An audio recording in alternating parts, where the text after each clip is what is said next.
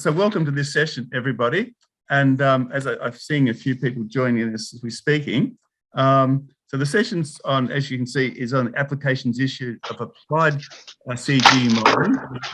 Hopefully we've got two topics on the applications of a model and two topics on some interesting theoretical work and with an implication. So we've got a paper on economic reform in Indonesia, a second paper on the impacts of climate or climatic disaster in North America and Europe, and then followed up by some theoretical work based on overlapping generations models on savings, and then following up through that, an integration of some ideas from DSGE modeling into a general equilibrium framework.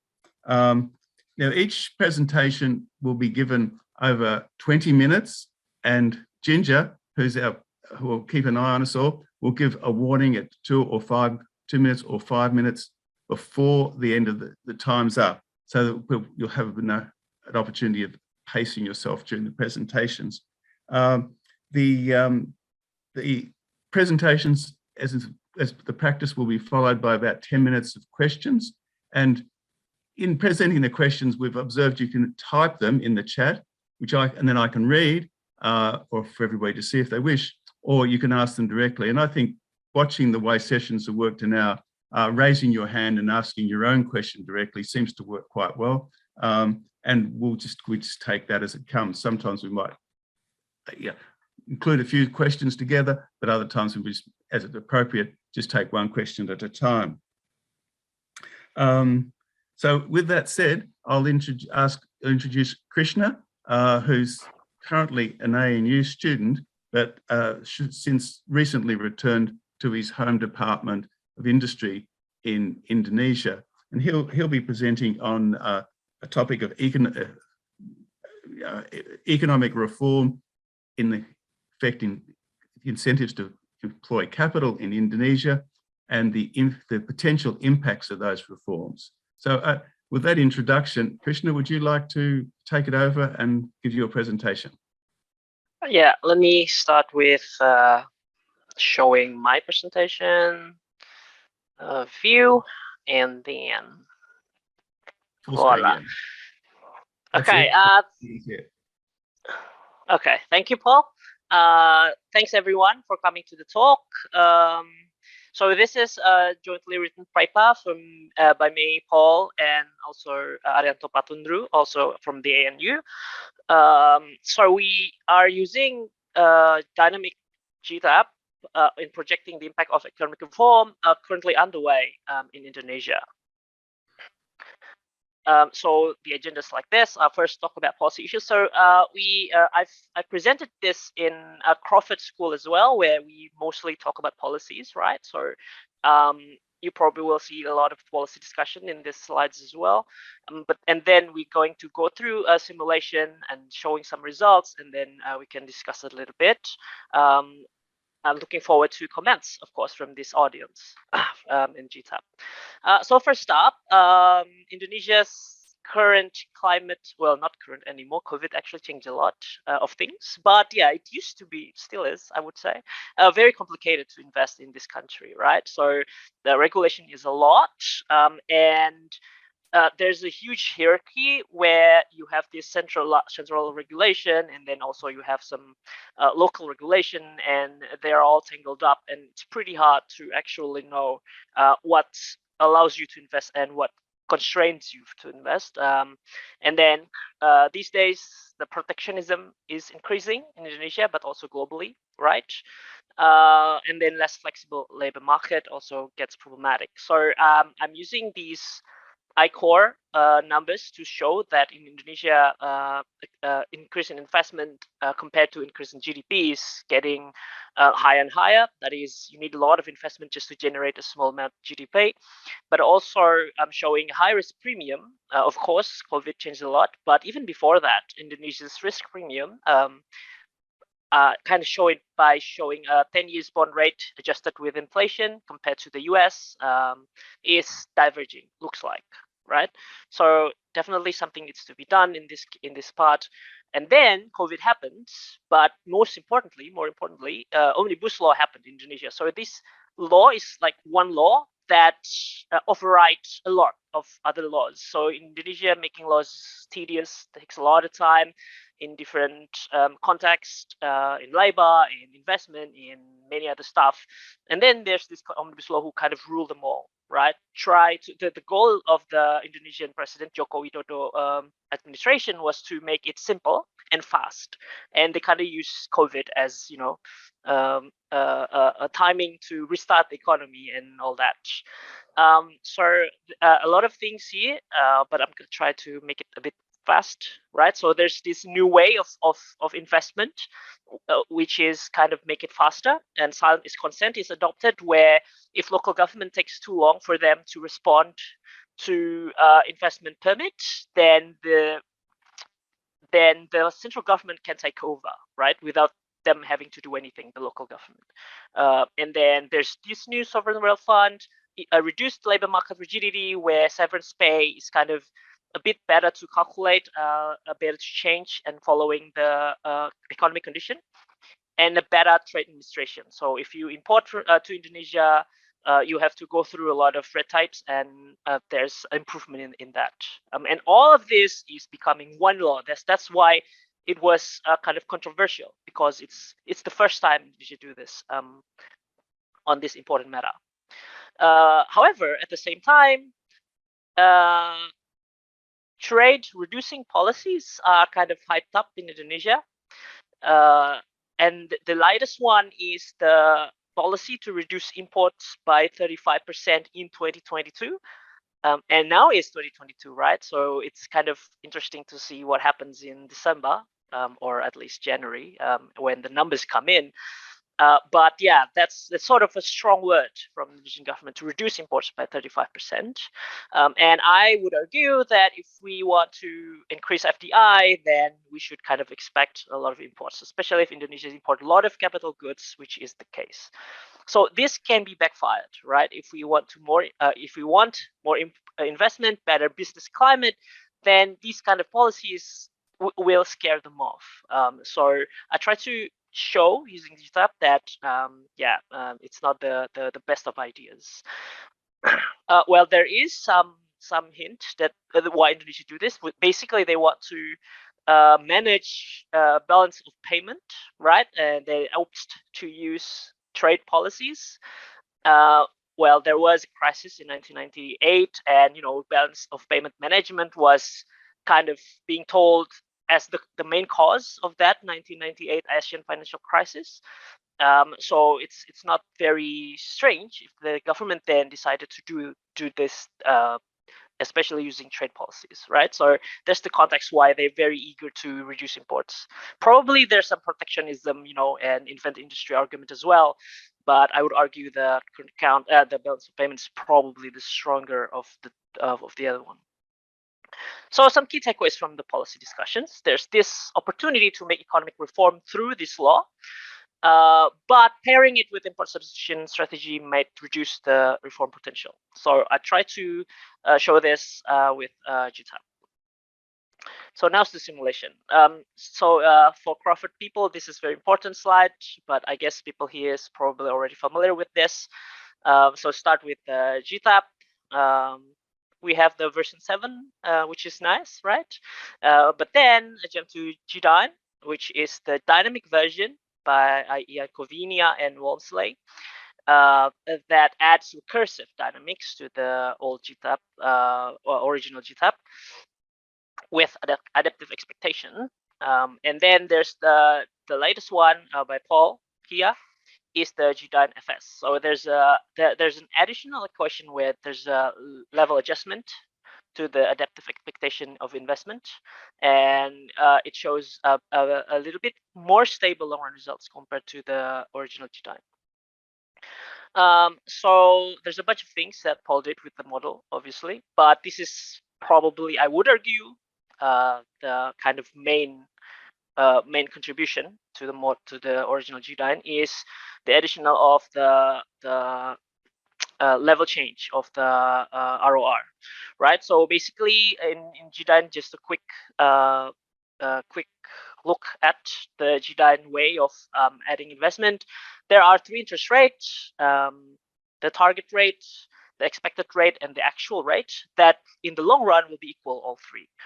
Right, so actual rate of return dictates expected rate of return, but then the target rate is the long run one. So eventually all three will converge, and capital moves through this law basically.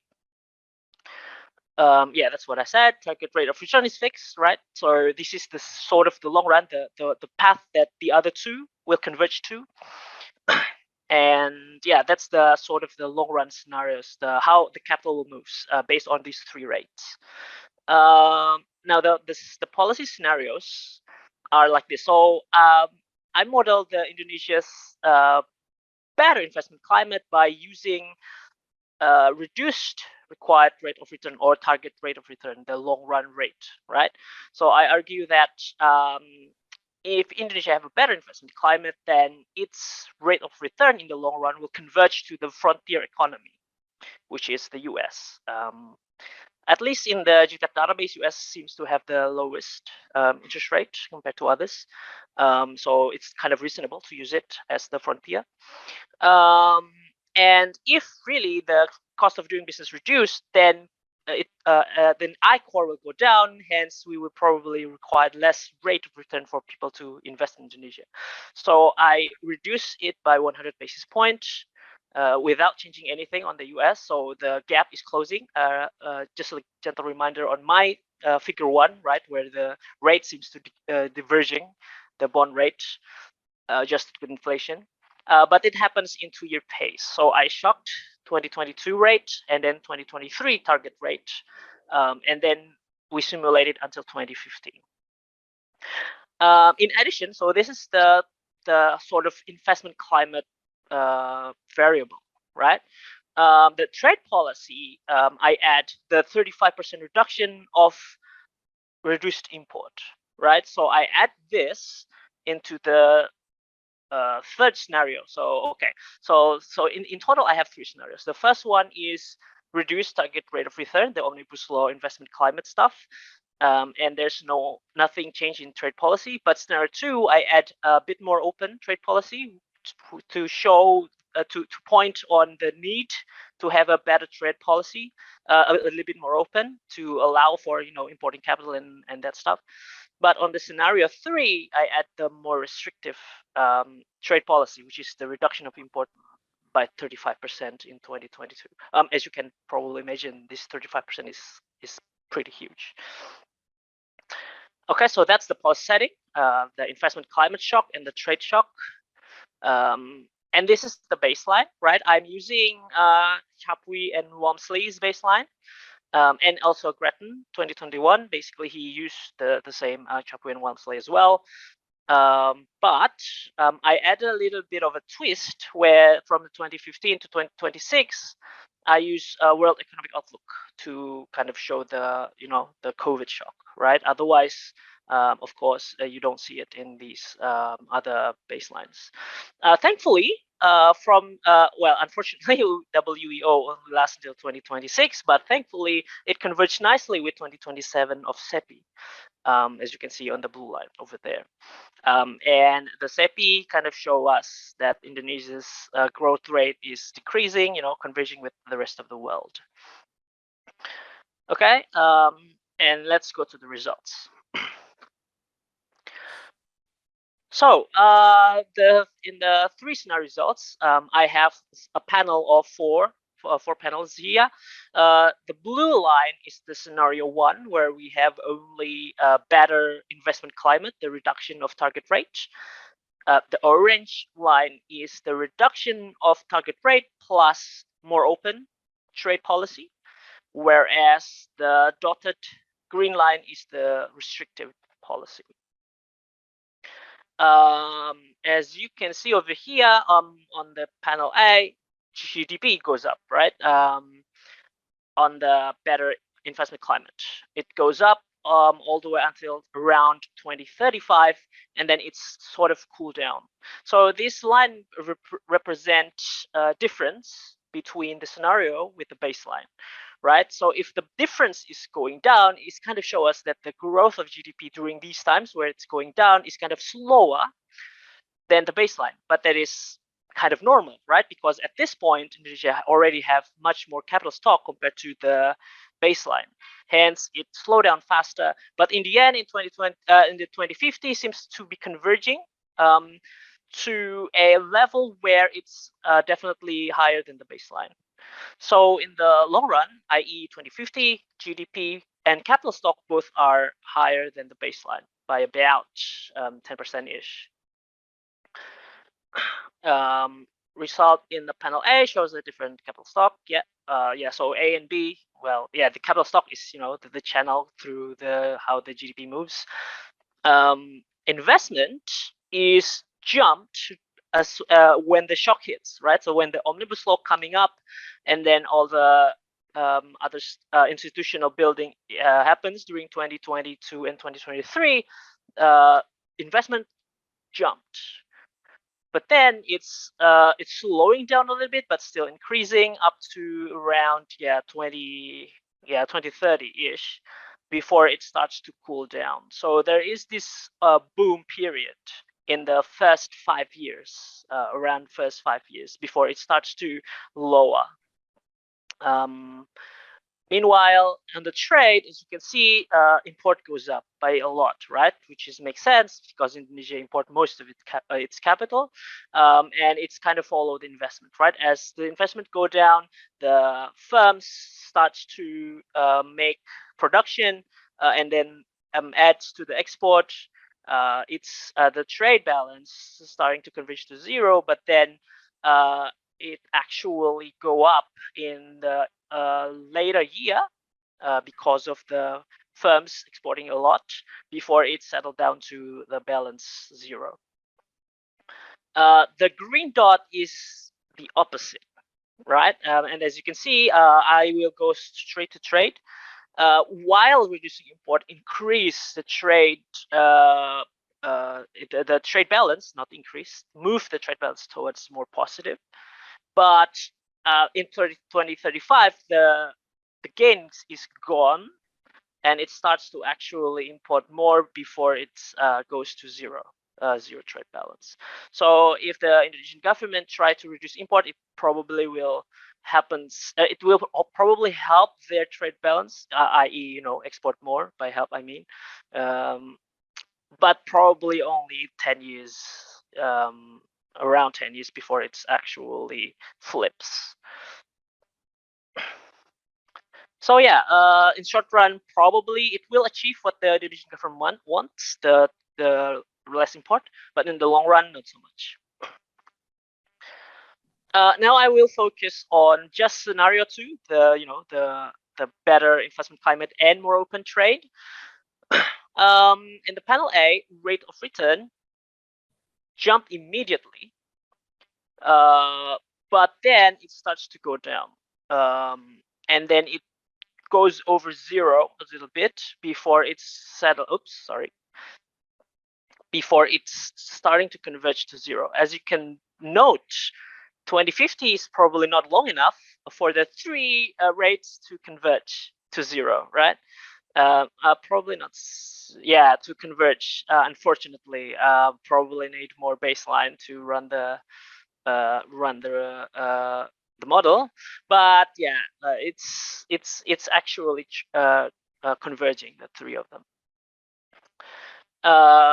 This is the trade that I was discussing, but in terms of trade is actually getting to the negative sides. I would say that probably if I ran this a little bit longer, it will going back to zero, but who knows? And import jumps up, basically accumulating capital. But then as the capital works, and the firms starting to produce, export starts to go up and help balance the trade. On the other variables, wages follows the boom period, right? So it jumps by a lot before it cools down, and then in the long run, it's higher than the baseline permanently. Real consumption also seems to be that way. But these two other variables, the E and F, the asset ownership and primary income transfer, seems to show that, well, in the long run, it will go to zero. So in the short run, the liabilities of Indonesia, i.e. the capital from abroad, jumps a lot, right? So this is probably one of the things that Indonesian government don't like. A lot of foreign ownership that's, that's kind of showing a bad BOP, but to them basically. But then in the long run, the ownership of the domestic producers will go up as well, and then it will converge back to zero. So again, this is a short-term phenomenon. In the long run, the model suggests that it will converge to zero. Likewise, the primary income transfer moves like that. That is, in the short run, primary income transfer will go up, but in the long run, actually, the opposite will happen, right? Eventually, Indonesian capital owners will want to invest abroad as well as they get rich. A little bit of industrial results, of course, so yeah, this is a bit hard to see, I apologize, but these different colors is basically showing different stage. This is long run-ish where the boom happens. And then the darker colors, the very, very long run, the end of my simulation, 2050. 2 minutes, Krisna. Yes, thank you. And during the investment phase, imports peak, as you can see, but then in the darker line, the imports actually go down. So this is also very important for Indonesian government. But in the long run, the opposite happens to export, right?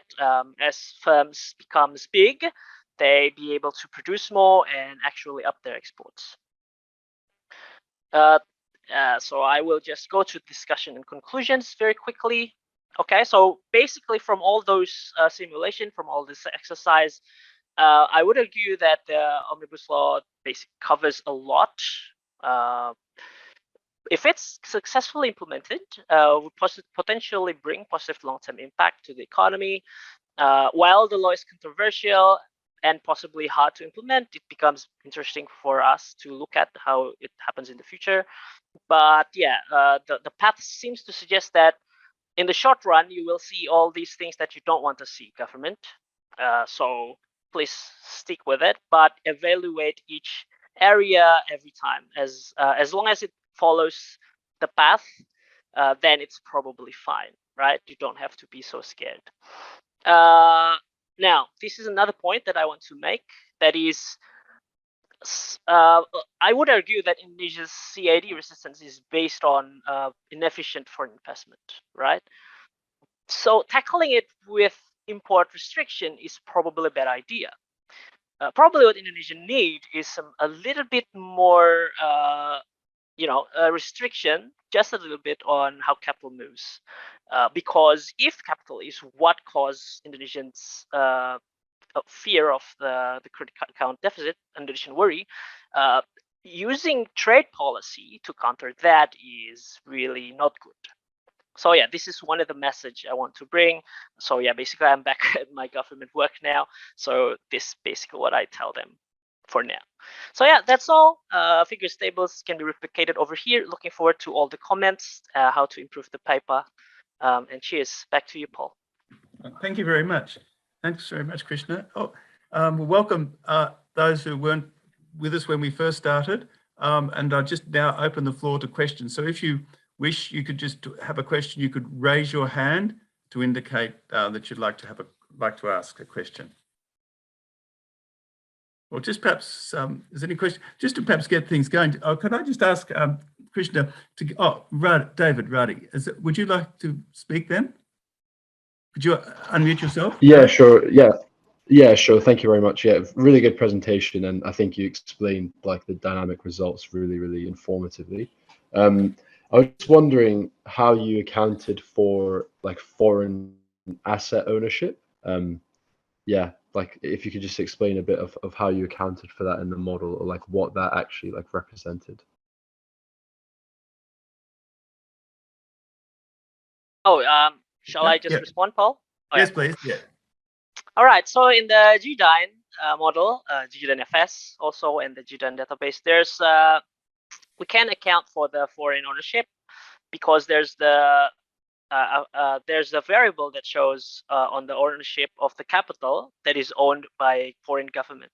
But in the GTAP, you have this one sort of international bank that deals with these exchange of capital, right? So we can't really know from which countries which countries actually own that capital, but basically all capital outflow is absorbed by this bank, and then this one bank kind of distribute those capital to different countries.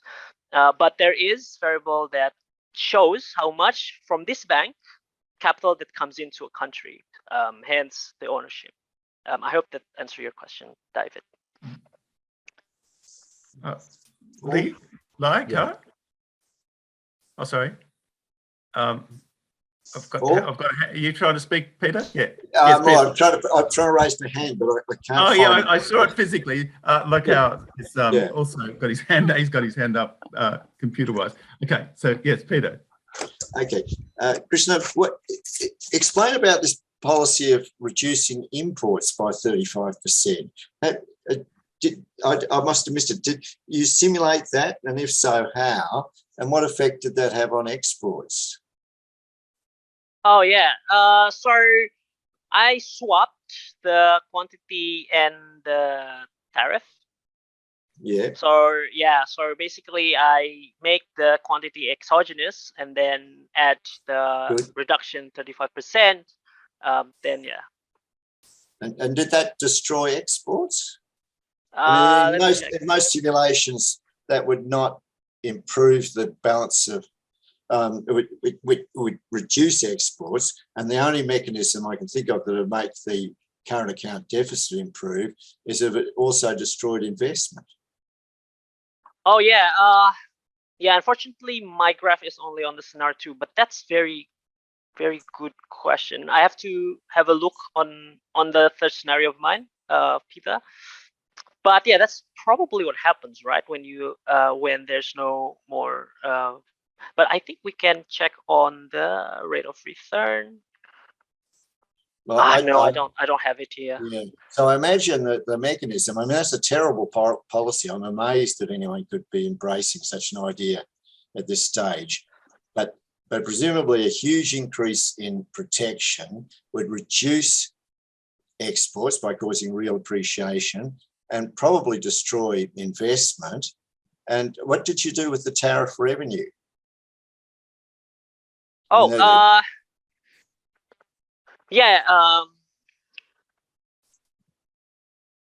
I'm pretty sure I did one of your phantom tax, but I have to check the code again. But, yeah, so you'd have to think about the tariff revenue because the effect on real wages and so on would be dominated by what you assumed about the tariff revenue. Okay. All right. Yep. But I enjoyed your presentation. Very good. Thank you. Thank you, Peter. Right. Mikhail, is that how the correct pronunciation? Hi, Paul. This is Wai. I see old friends there. I see old friends there. Hi, Krishna, and hi, Peter. Hi, Hong. I see a lot of new familiar faces there. So, Krishna, thanks for the presentation. I think it's really interesting and very clear. I just wondering, when I look at the result, like you deduction like 50 base point, you get like 40% investment jump. I was wondering whether you have looked at any sort of like empirical estimate of elasticity, elasticity of investment with respect to the rate of return, whether that's too much jump. Also interesting how the GMP effect. Because, I mean, if Indonesia accumulate debt, what will be the implication in terms of national income? Oh, yeah, thanks. I think I can try to answer your first question at least. The 15% jump is not unprecedented. Indonesia had that before. And actually, I think this year that happens as well. I have to check again the numbers, but it jumps quite huge. But yeah, I can back that up with other empirics, but yeah, that's a good point. I'm sorry, can you repeat the second one, OI?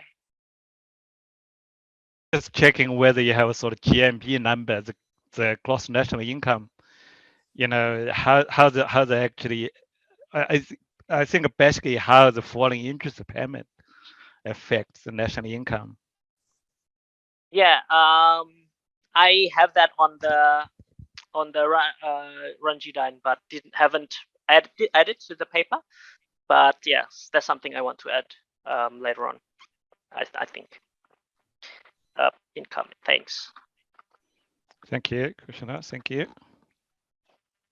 Is there any other questions? Right. Well, I think if that's it. Well, thanks very much, Krishna. We'll perhaps bring that session to a close. And Ginger and Onno, we'll perhaps turn to you for your presentation on the impacts of a hurricane in North America on the European community, European area. We'll make a start on that. Yes, thank you. I'll share my screen. There. So this.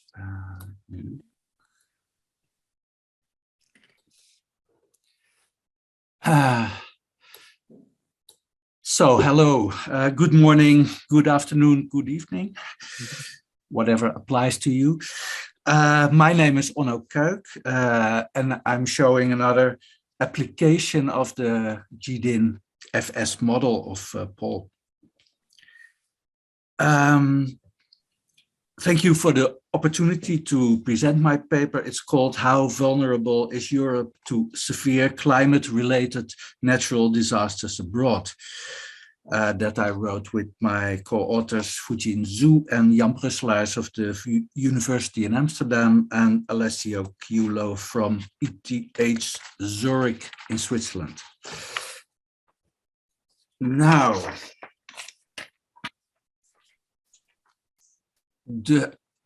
let me see how I do this.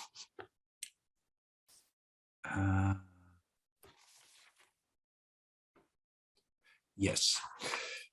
Well, the motivation of this research is threefold. In first place, tropical cyclones are among the most damaging natural disasters, causing hundreds of fatalities and billions of dollars of damage each year. And as you can see in this graph, damage is increasing over the years. Secondly, the latest IPCC report, that's the Intergovernmental Panel on Climate Change, projects that the proportion of tropical cyclones and peak winds therein will increase with increasing global warming. That's the thing I am researching. And third, although our world is highly connected and globalized, only few countries have yet integrated cross-border risks into the assessment of their climate change risk. If we look at the research context, what has been done before, well, the effects of natural disasters like cyclones, hurricanes on the domestic economy have been extensively studied. A few effects that were identified is a loss of GDP due to the loss of property and life, inflation of certain assets, of certain goods, and the deterioration of the trade balance.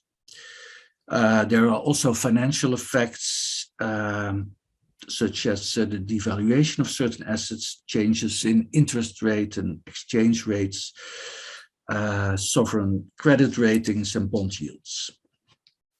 Studies have examined regional and sectoral spillovers within countries mostly, the effects on specific supply chains, such as the automobile industry, and effects on foreign stock markets.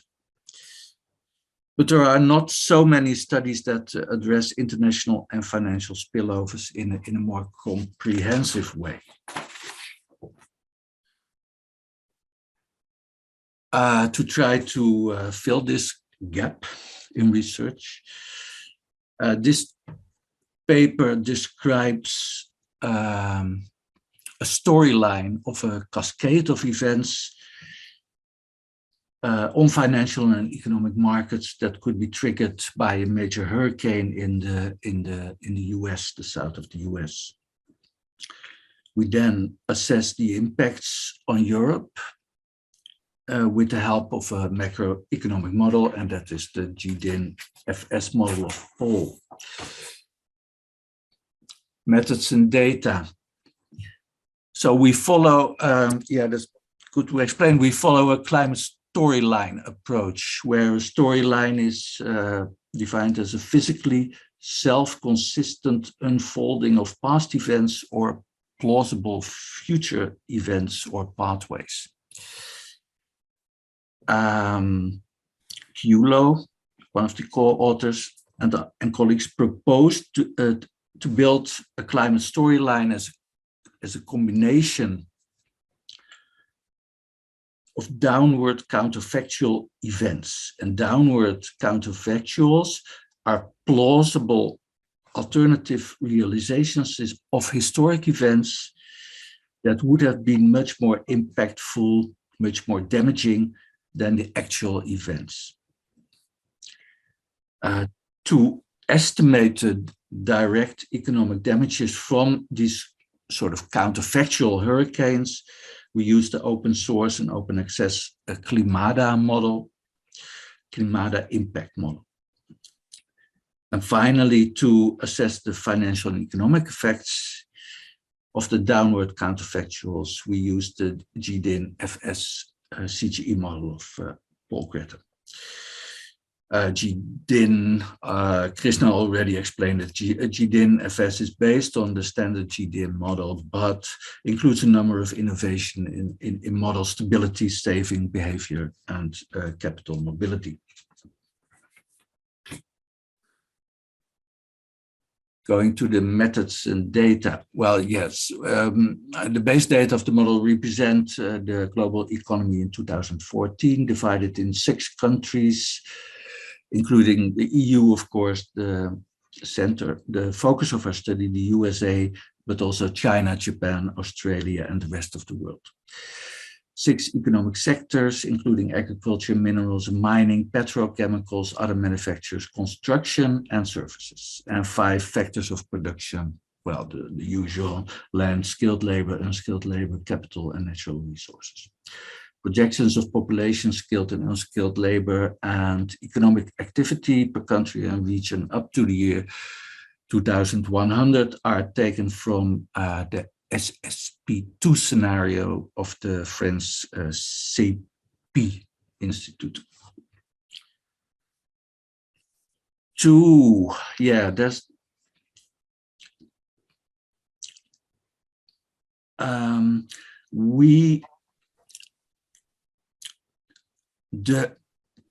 the damage to capital and the recovery investments in the US were modeled based on an analysis of Stefan Hallegate of Hurricane Katrina in 2013. To replicate this, his findings on the speed of adjustment, mostly, we had to increase the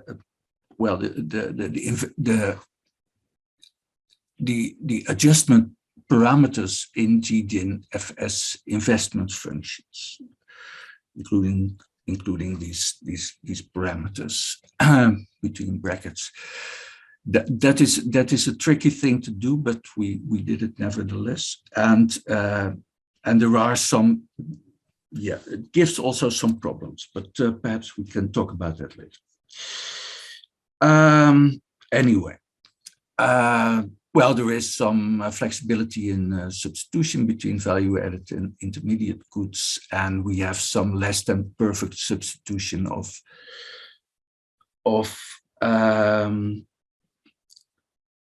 capital and skilled labor in the domestic market.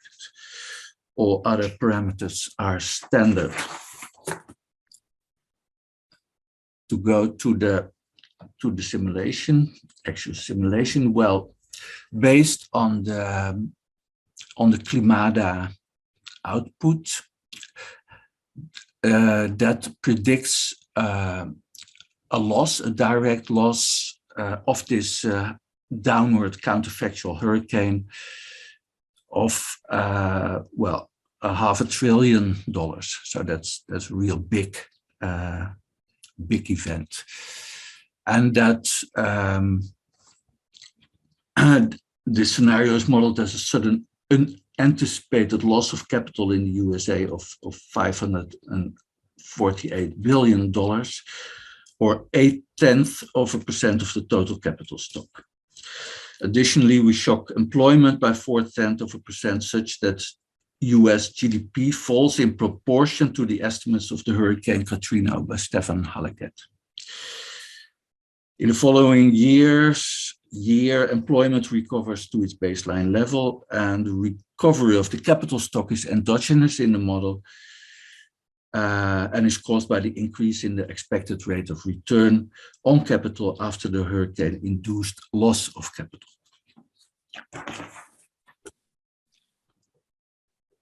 Now we go to some results. So this is the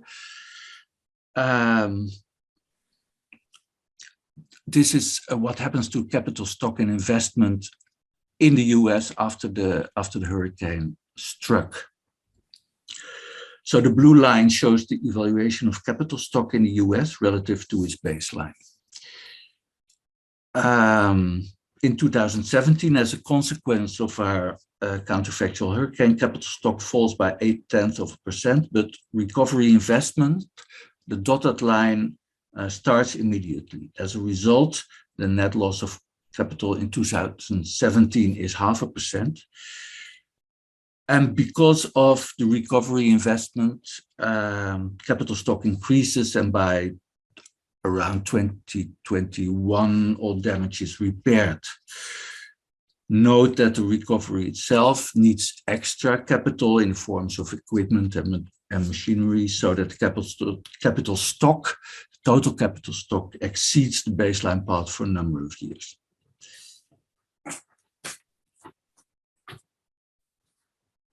So this is what happens in the US. We also see in the US, well, there's the red line in this chart is GDP. We see a fall of GDP in the year of the hurricane, and then it recovers quite fast. We also see an increase of imports, the blue dotted line, and a decrease of exports immediately after the hurricane. So of course, so this is a deterioration of the trade balance. Now, what happens in the EU in our simulation? We see that because of the hurricane, as a consequence, the exports of EU companies increase as a response to the increased import demand of the US and to offset the decline of export to the rest of the world. Initially, this extra demand increases European GDP, the dotted red line, but we also see that domestic investment declines, because of the increased demand for investments in the US and the increase of the rate of return of investment over there. Global capital shifts more or less to the US, and there's less investment in the EU, and that affects economic activity, GDP, later on. When after 2022, about GDP falls by around 0.1% below its baseline for a number of years, approximately 10 years. If we look at the effects on sectors, they differ. The manufacturing sectors, we've divided them in petrochemicals and other manufacturing, benefit the most for the from the increased export opportunities.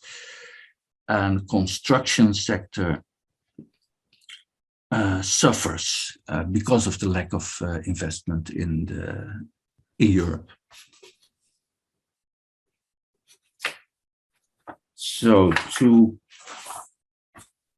conclude, a big natural disaster in the USA, such as 3 consecutive hurricanes in one season, can have a small but material effect on the EU economy through trade and investment flows.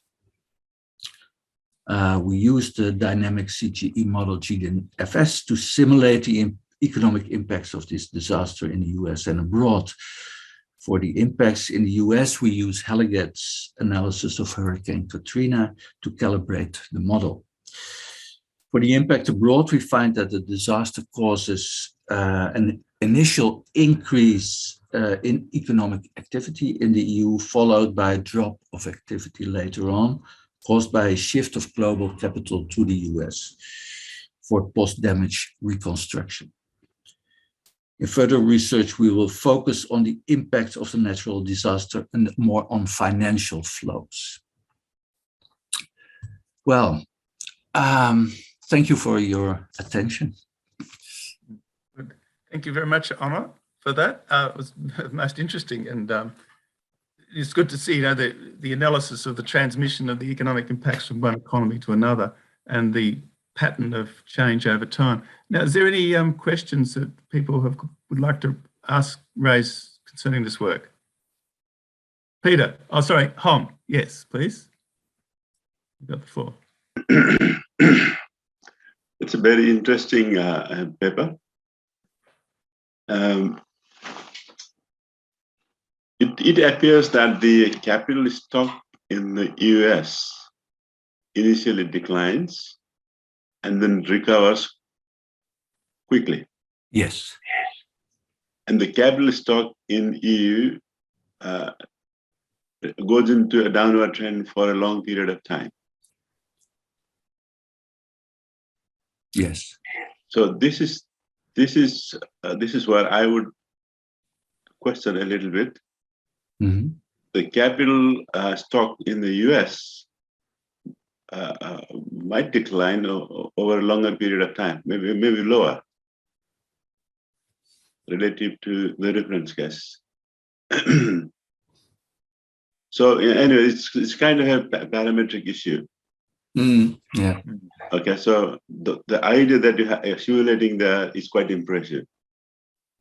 So I'm just trying to question this so we can improve the sanity of it. Yes. Yeah,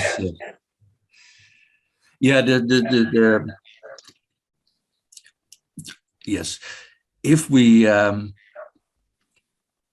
use the parameter settings that are standard in the model, the reconstruction of the capital stock in the US takes, well, to about 20 years. So 15 to 20 years. So what we know of of previous hurricane disasters in the US, including Hurricane Katrina. That is not sort of, that has no empirical basis. Reconstruction is much faster.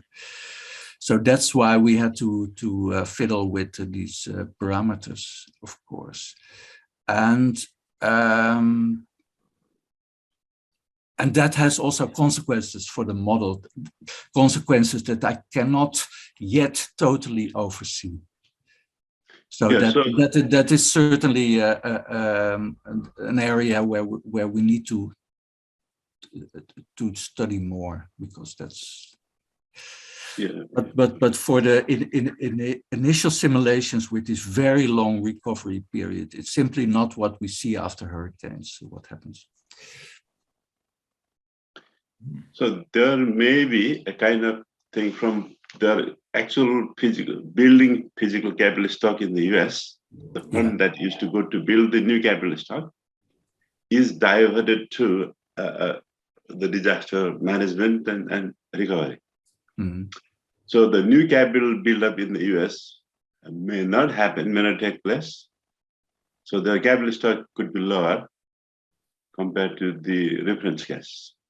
And so in that situation, they won't be drawing from European or other countries. They might take it from the national resource. Mm-hmm. There might some money come from somewhere else. That's the sort of situation I was expecting. Thank you very much. Yeah, thank you. Larry, do you have a question? Larry, do you have? Yeah, I have a quick question. Thanks, Onno, for this very interesting presentation. So, my question is that when you feed this direct capital loss into the model, are there the capital losses by differentiated by sectors, or just do the average the same for all sectors? No, it's not differentiated by sectors. No. Oh, okay. Capital is used by sectors. They demand capital, but it's no. There's no specific capital loss for specific sectors. No. Okay. It's a general capital loss. Yes. Okay. Another question is that I'm curious about this. The results for the Europe, and it shows that all sectors are benefit in the first initially, except construction suffers. What is the reason there? Yes. Why is that?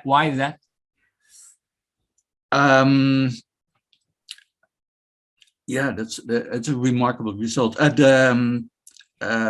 think construction suffers because of the lack of investments in Europe, because capital is, I think, shifted to the US.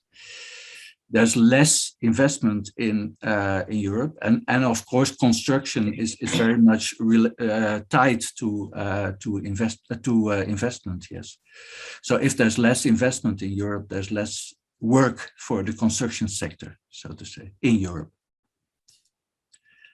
So that's my guess, and the other industries basically benefit from improved export opportunities in the short term, immediately after the shock. Okay, thank you. Is there any other questions from the group? Can I ask a question? Yes, please. I noticed in your graphs you took the graphs to 2040. Yes.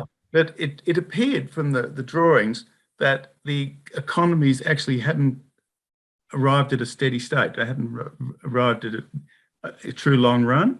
I think your baseline goes for 2100, doesn't it? So yes.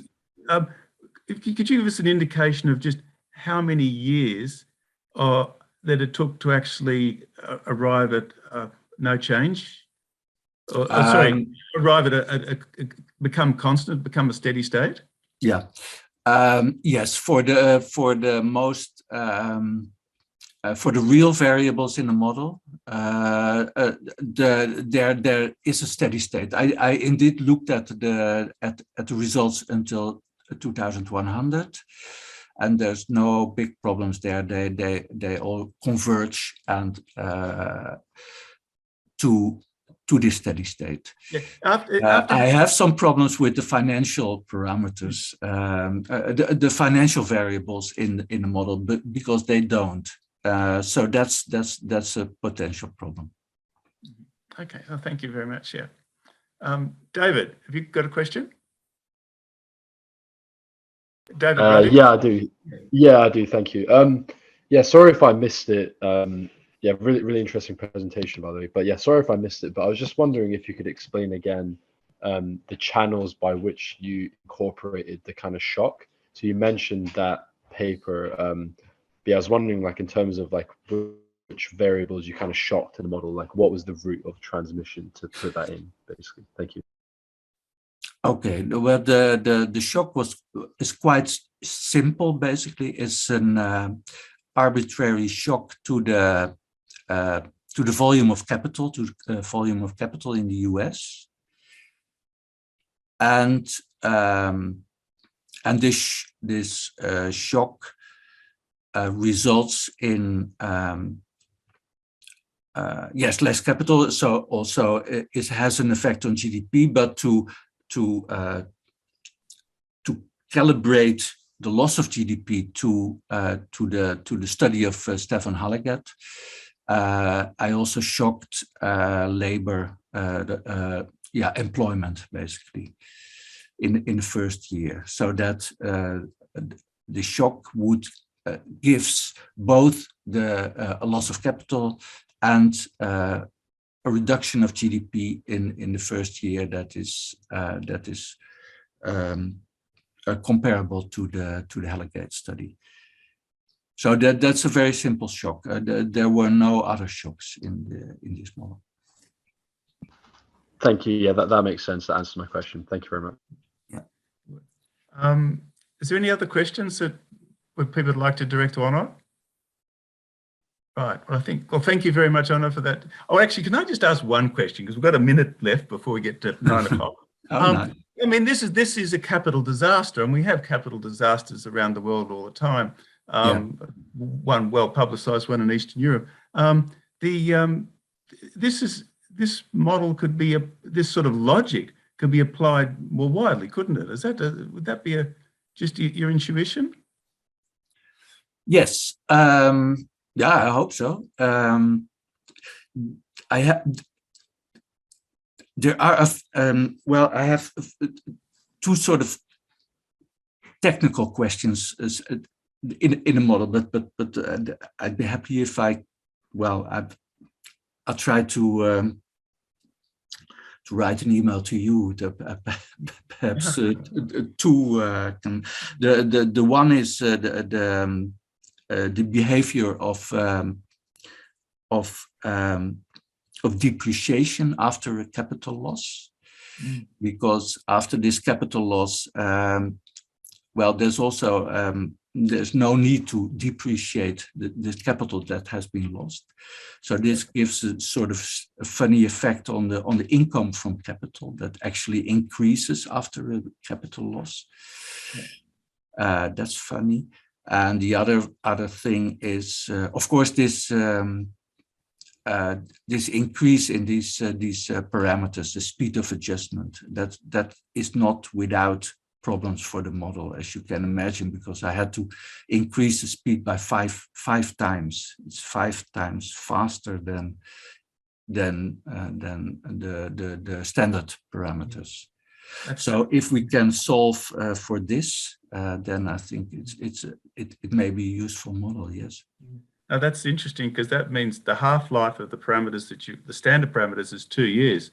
So if you increase it by that, the way you described, the half-life is like 6 months. It's very rapid, and it's anyway. There was quite a lot of justification for the original parameters, and it's interesting that you're finding that it's interesting you questioning them. And it's something to be looked into more widely, I think. Okay, well, thank you very much. Look, we have reached our time, so I think at that point we should shift over. Thank you very much, Onno, again, and thank you for everybody's questions. And perhaps now we'll shift over to Larry, who's got now 20 minutes to present his work on savings, and I'll leave him to explain that, the nature of the study.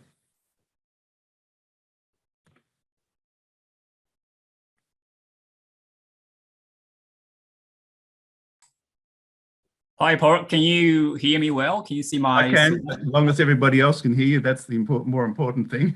Yeah. Yeah. But we can see you. We can see your slides and hear you.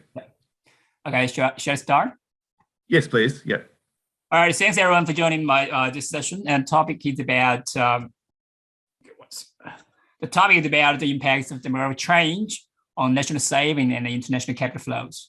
And I understand the conference agenda is full of climate change topics, but population aging is also a big global challenge this century. So there are a lot of economic studies of population aging in closed economies, particularly focusing on physical sustainability, but much less in open economic context. So this paper is to explore the international aspects of population aging in an overlapping generation model. Here's my plan for this talk, and so I will give some short introduction, and then present my model and also some theoretical results, and then apply the model to several economists to show the impact of future demographic change on national saving and international capital flows. All right, to put this the topic in the context, I'll present two facts and two theories. The first fact is about global demographic change. Population has been aging almost everywhere, and this is driven by declining fertility and increasing longevity. So the two graphs present total fertility rate and life expectancy by region since World War II, and we can easily there are five regions here. So from top to down, this is Africa. So the dotted line represents Latin America, and this is green line is Asia, and this is the blue line represents the entire world, and this one is Oceania, including Australia and New Zealand, and this one is North America, and this is Europe. And we can, from these two graphs, we can easily observe the long-run patterns. So this is declining fertility and increasing longevity. The changes in fertility and longevity have substantially changed age structure. So these two graphs present the youth dependent ratio and the elderly dependent ratio. Also are by regions since World War II. So if you look at this elderly dependent ratio, you can see that the entire world has been aging in all regions, and expected to age more rapidly in the next several decades. We are standing here as 2020. So the generations born in this several decades after World War II are often called the baby boom generations. You can see that here, the elderly dependent ratio is increasing very fast around this time period. This is because the baby boom generations are now reaching 65 years old and they are retiring now. All right, the second fact is about global current account imbalances. So the two graphs present current account balances of 5 major economies in the last half century. So the left panel is it presented in level trillions US dollars, and the right panel is in terms of GDP. So there are 5 economies here from top to bottom. So this is the blue line, it's China, and this is the orange line is Germany, and this is the green one is Japan, and this is United Kingdom, and this is the United States. So you can see that the current account imbalance have increased persistently since the 1980s. Particularly the United States has run persistent deficits, and in Asia, China and Japan have run large surpluses. And in this graph, there are similar patterns. So what's the problem with global imbalances? The persistent imbalance have raised concerns about long-term financial stability and resilience. If one country runs persistent deficit, this means that it borrows a lot of financial capital from the world, so which often puts the economy in the risk of a potential currency and financial crisis. And in addition, global imbalances were also a political driver of trade wars under Trump's administration. And this problem has stimulated intensive debate, especially after the global financial crisis. All right, so there is an emerging literature that links this global demographic change to the global imbalances. To understand the link, I need two series. One series is about what drives the international capital flows in general. And the real interest rate parity says that the real interest rate adjusted by country risk tended to be equal across countries because there's quite intuitive because the arbitrage forces in international financial markets. And the second series is about why demographic change can drive international capital flows. The life cycle hypothesis indicates that people tend to smooth their consumption over time. So suppose this consumption path over lifetime, smooth their consumption over life cycle. But they often have this kind of a hump-shaped income profile over lifetime. So this implies that the people tend to borrow when they are young, and they tend to save when they are prime workers, and decumulate their assets when they're retired. So this borrowing, saving, and de-saving are the driver of capital flows. There are many factors that can drive international or drive capital flows across borders, especially in the short term. Demographic change are contributed to the medium and long-term capital flows because demographic change is a long-term, low-frequency movement. My contribution to the literature is to build a tractable OLG model, overlapping generating model with analytic solutions. So this can provide a lot of flexibility to conduct an analysis of various demographic shocks. All right, now the model. The basic idea is to introduce demographic structure and the pension system into a general equilibrium model of a small open economy, and then obtain an analytic solution to national saving and the current account balance. Let me first use this one slide to illustrate the main mechanisms, and I will go through some key details. So national saving, the small open economy, and national saving comes from households. So household live for finite periods with different productivity over life cycle. And household smooth consumption over time to maximize lifetime utility. So as I said, each individual tends to borrow when they are young. So this is each young worker is borrowing. And tend to save when they're old workers. So this is each old worker saving. So the young worker is borrowing, so I put a minus here. So the old worker saving is positive. And each retiree tend to de-save. So this each retiree de-saving. So this is a minus. So if we sum up all this borrowing, saving, de-saving across all the all individuals in the economy, we get a national saving, right? So this is the young worker size, and this is the old worker size, and this retiree size. All right. On the production side,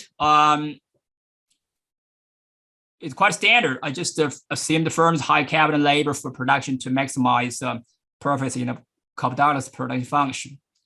Let's consider a stationary population as a benchmark. So suppose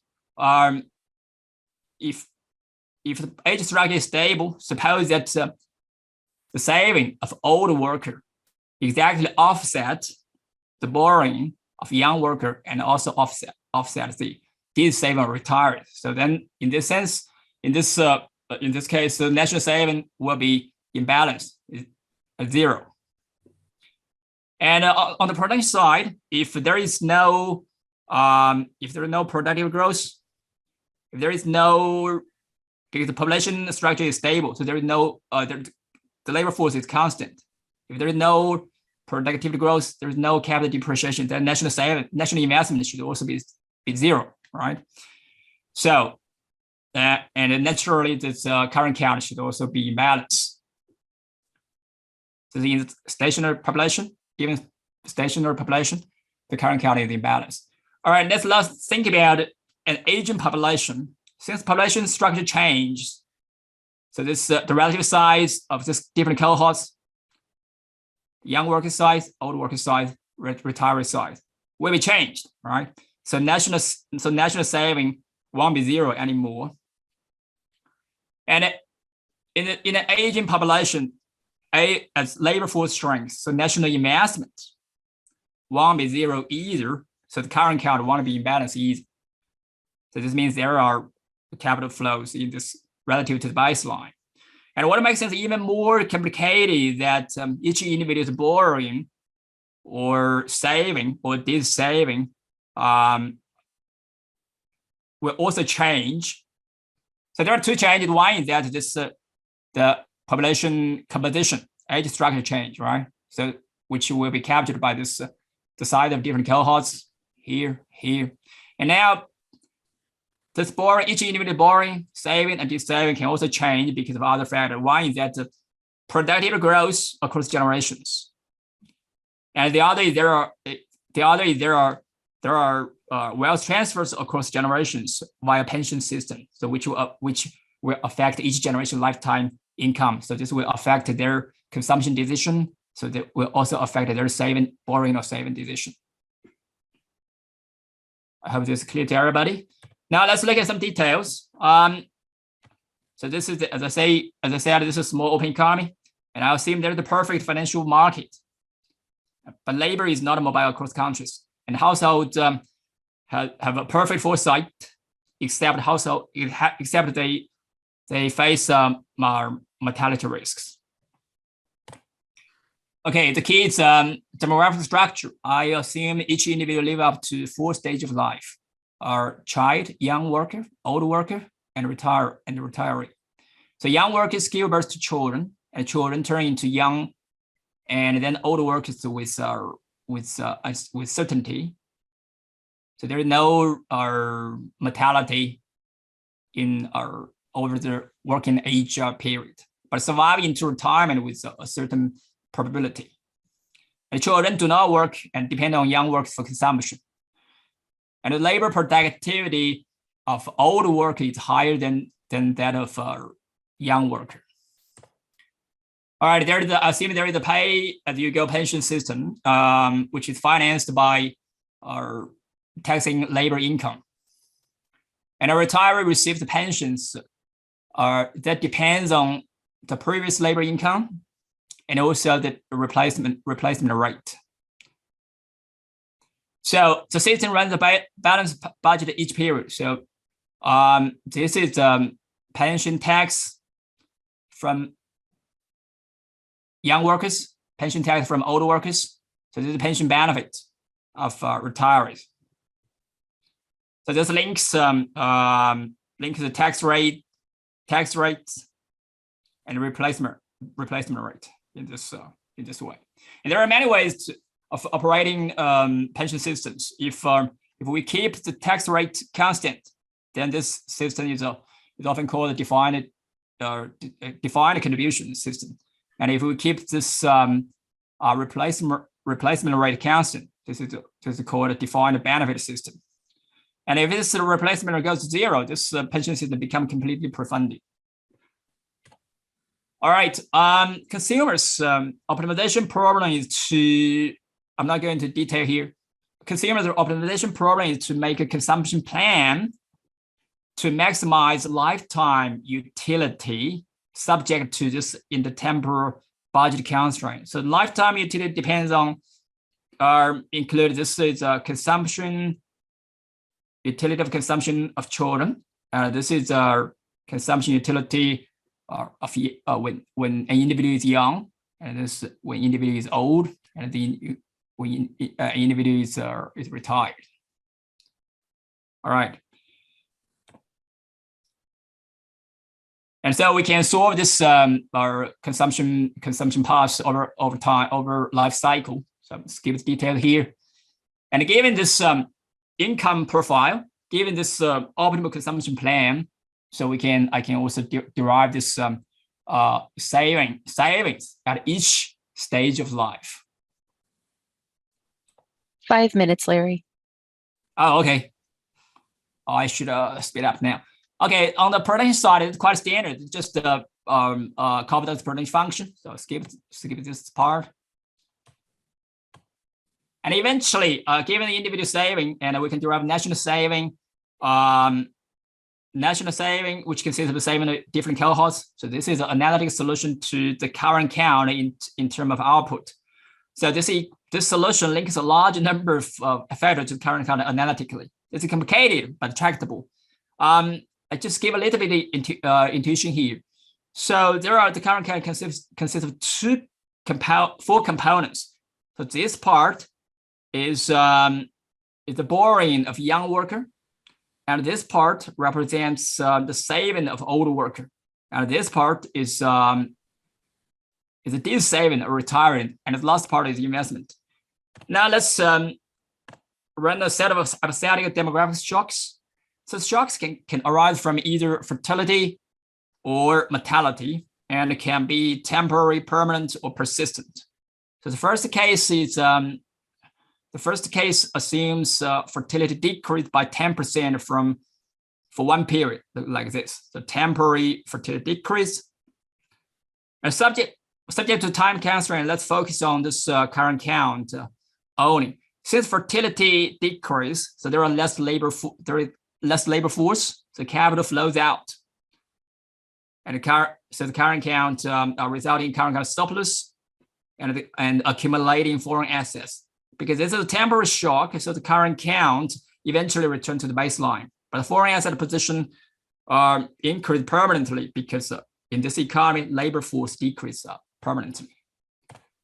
Second case assumes fertility decreased by 10% forever. So similarly, let's look at the current count. Similarly, since fertility decreased, there are less labor force, so capital flows out, resulting in current count surplus and accumulating foreign asset. So the difference compared to from the first case is that because it's a permanent shock, the labor force keep decreasing, so the current count doesn't return to the balance, and the foreign asset position keep increasing. The third case assumes mortality decreased by 10% forever. So mortality change doesn't affect labor force because mortality only happens in the transition from old workers to retirees. So mortality change only affects investment. Or doesn't affect the investment, only affect saving. So in this case, capital flows out because the young generation saved more, given more people surviving to retirement. So the pension system requires more pension benefit. So this accumulates, so this capital flows out, accumulate, resulting in current count surplus. And because since the size of retiree is stable after the shock, the current count return to balance afterwards. And if mortality keep decreasing, and the capital flows out continuously, and the foreign asset increase continuously. All right. To summarize, fertility affects both investment and saving, but the effect on investment dominates, and mortality only affects saving. And whether the impact on current count and foreign assets are temporary, permanent, persistent, depends on what kind of shock, fertility or mortality, and also depends on the shock and persistency. 2 minutes, Larry. Okay. Another case is that this case it shows the impact of pension reform, which is on the policy agenda of many advanced economies. Suppose the demographic, in this case, I suppose demographic structure is stable. So we cut the pension benefit by reducing their replacement rate. So in this case, current count, capital flows out because retirees receive less pensions and consume less. and also because workers save more for their retirement because they anticipated their pension benefit will be cut in the future, will be less in the future.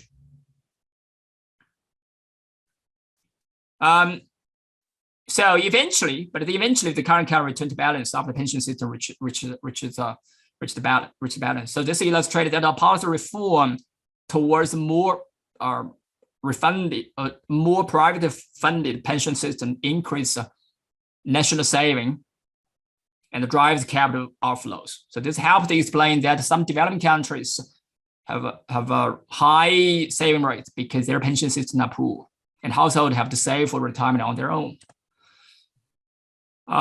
Paralysis gives this case. So, and then its last part, take this model and apply this model to 4 economies: the United States, Japan, China, India. And this is I'm still working on this. Is some preliminary results. So there are 4 stages, and each stage represent 20 years. So this is the fertility and mortality of these 4 economies over the after the World War II until the end of the century. So there's some calibration of the parameters. So I assume, well, one thing I want to highlight is that I assume the US and Japan run pay-as-you-go pension systems with the replacement rate of 50%, while I assume China and India have no pension system for simplicity. Okay, here's the results. So I showed this is the impact of the U.S. The current county in the U.S. and this is our net foreign asset position. And for the U.S., this is for Japan and for China and for India. So if we look at Japan first, so you can see that this number is quite high. This indicates that since Japan is aging very fast, it is expected to run significant current account surpluses in the next several decades because households save for their retirement. But the scale gets smaller and smaller over time because their fertility rate would eventually converge to the natural replacement level. And this is also the case in China, but the magnitude is smaller.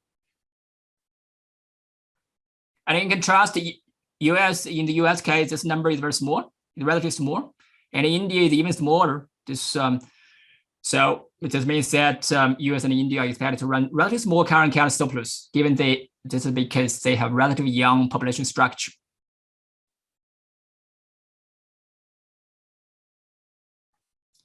All right, I think I almost run out of time. I should stop on this conclusion slide. Thank you, everyone. Look forward to your comments, questions. Thank you very much, Larry, for that very interesting presentation. And Hom, I think you've got a question. I don't see any others at the moment. Yeah. Yeah, just a query. Yeah, a couple of probably clarification questions. Yeah. That could be comments too. So it looks like there's one mortality rate for the whole population. Do you have age-specific mortality rate, or people die when they retire? Can you repeat your question? The question. In your model, you have got child, young worker, old worker, and retiree. Yeah. When do people die? Do they die at every stage with a probability, or they die after they retire? Okay, so when an individual is born, this individual turn to young worker without any mortality. Yeah, is that and true? the young worker turn into old worker with 100% certainty. Yeah. But older worker become retirees. There is a mortality there, and after 4 stages, everybody die. Okay. Yeah. So this mortality only happens during the transition from this old worker to retirees. So one extension that you might like to consider down the track is give mortality at every stage of the population. Yeah, you're right. I'd like to consider that. Yeah, in this in this quantitative results, definitely that makes sense. Yes, I didn't do that because you can see that the solution to my current count is already so complicated. Yes. And then if you introduce two additional parameters, this will complicate it so much. Yeah. Okay. The other one is on your pension account, you have to balance every year. Yeah. The younger people pay tax and older people get the pension. Yeah. Okay. So every year there is a tax that's transferred as pension. Yeah. The burden is on the younger people. That's right. How about considering that all the people who are at the working age, they save just like the superannuation guarantee charge here in Australia. They put money, a fraction of their money into superannuation, and that is invested. Yeah. Builds up asset. When they retire, they get pension out of that investment. So for them, they're self-funded. You don't have to tax the younger people to fund them. Younger people will pay taxes for their own retirement savings. Yeah. So basically, what you're saying is that we don't need to run the balanced system every period. Is that what you're trying to say? But it will be balanced because it will be funded from their own investment, and there will be return coming from that. Yeah. So the older people have some share on the capital stock. Of the economy, and the capital return, part of the capital return will go into funding pensions. And the younger people don't have to pay tax. So this will change the perception of aging and all kinds of things. Yeah. So that probably looks more realistic than that every year you have to tax somebody else to pay pension for somebody else. Yeah.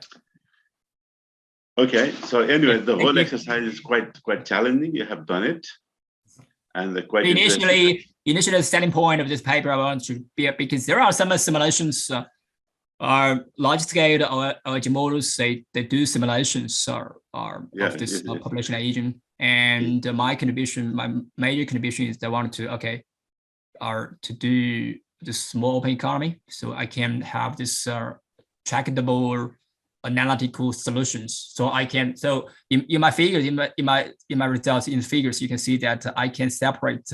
I can show the impact of on saving of each cohort. So this is because I have this kind of this not nice and neat solutions. All right. Okay. Thanks very much. Yeah. Thank you. LY, if your question. LY. Unmute, LY.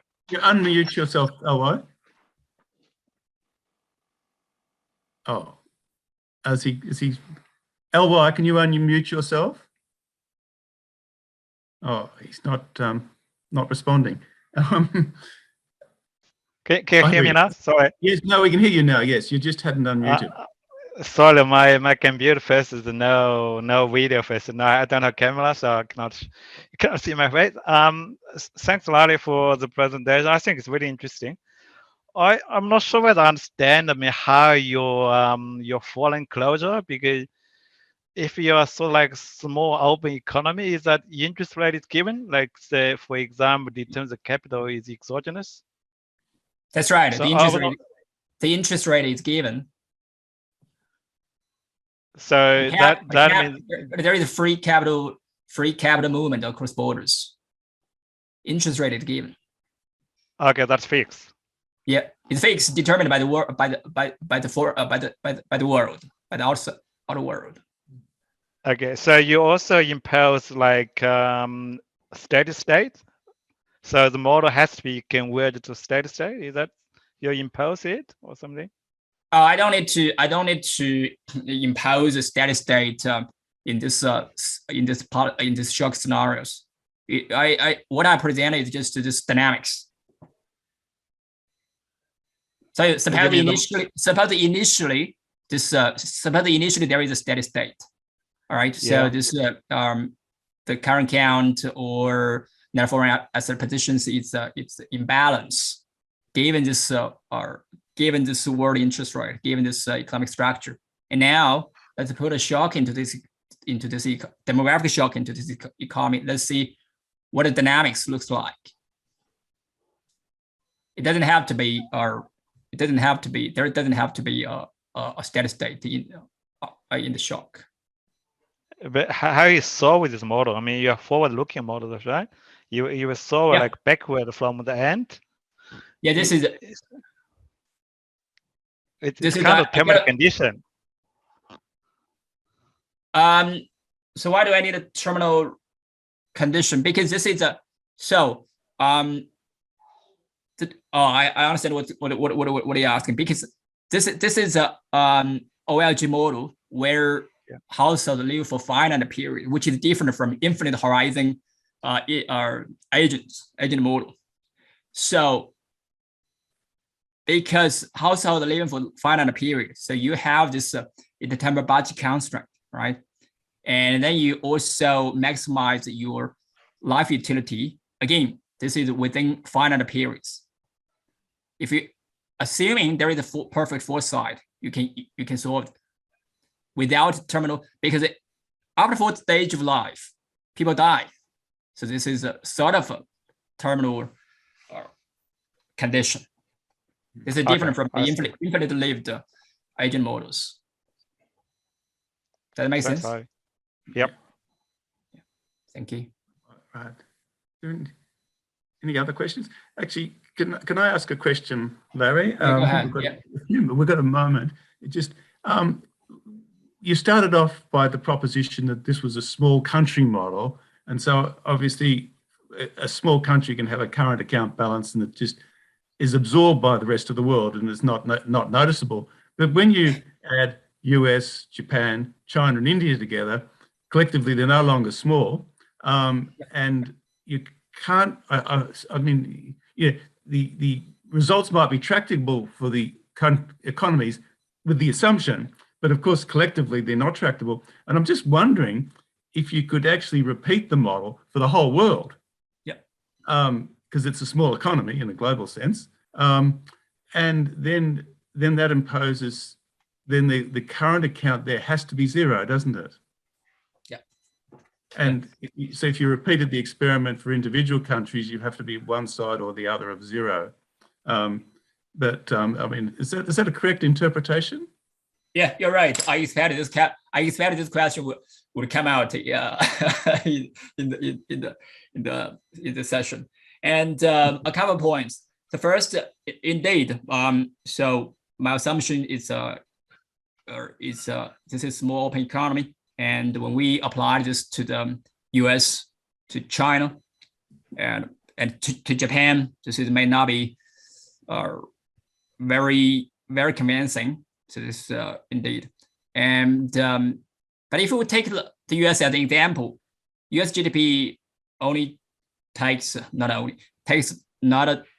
about 25% of the world economy. This is we can't say this is, of course, I can't say this is small economy, but to some extent we can let's use this attractive model, see how this demographic shock are making impacts on the U.S. economy. I would say at a first order approximation, and also in the literature there is one IMF working paper. They also have a small open economy model, but not this OLG models. They also apply the small open economy to US and Japan. So sort of they also make some similar arguments there. And you're right. When I apply this model to several economies, of course, this is a limitation, because just as you said, if we put them together, if we run this experiment for all major economies together, of course they will change the world interest rate. Yeah, and the plan is that, because I also have this try to extend this small economy to the global economy model. So, but I will lose this analytic solution. But in that case, we can endogenize this world interest rate. Yeah, as I said, the selling point of this project is to get this analytic solution. Yeah. Oh, that's excellent. Yeah. Thanks you very much. Thank you. Very interesting. Yeah. And I think probably a bit of food for thought for those people who are sort of setting exchange rates, savings rates in these sorts of models, or models more generally. Now, I think we should turn to Peter now, who's going to now take us on a different path down looking at consumption within a DSG framework and modelling that in a CGE model. So Peter, over to you. Well, thanks, Paul. So this presentation is about trying to introduce a DSGE consumption function to a full-size CGE model.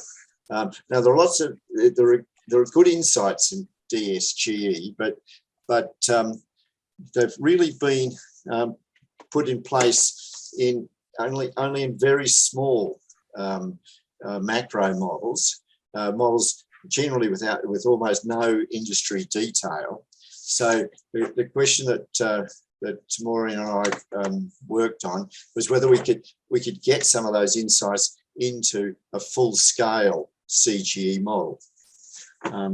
So we concentrated on the household consumption model. Now there are three in the DSGE model. There are these three main components. There's a wealth accumulation function which says that that wealth at the beginning of year T+1 is a function of wealth at the beginning of year T, that's the XT, and it's a function of exogenous variables. For a CGE model of those exogenous variables, that'd be a big vector of exogenous variables like technological changes and tax rates and world commodity prices in terms of trade and so on. Okay, so that's the Z. And then wealth at the beginning of next year also depends on consumption, that's CT. If we consume more this year, we'll have less wealth next year. Now, the next part of the DSGE model is the stochastic specification of the exogenous variables. So you got the exogenous variables in year T+1 depend on the exogenous variables in year T, that's the BZ function of that, and a stochastic term. So you can think of that epsilon T+1 as being drawn from a normal distribution or some distribution, and the sigma is the shorthand for the various covariance matrix. Now, the decision makers in year T, they know what ZT is, they know what the exogenous variables are in year T, but they don't know what they are in year T+1, but they do understand the stochastic process that generates them.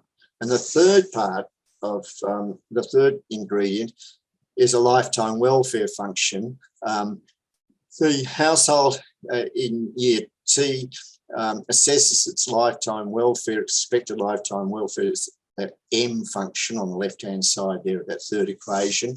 It assesses its lifetime welfare as a function of what it knows about year T, which is it's got its wealth, that's XT, it's got the outcome for the exogenous variables in year T, and it understands that stochastic process. On the right-hand side, you've got welfare, lifetime welfare broken up into two bits. The first bit is utility that's generated in year T by the activities in year T, and that's mainly a function of consumption in year T, but it can also be a function of wealth. Wealth can give pleasure, it makes you feel secure, and so on. So we've allowed utility to depend on wealth. So wealth not only affects your ability to consume in the future, but it actually gives some utility of its own.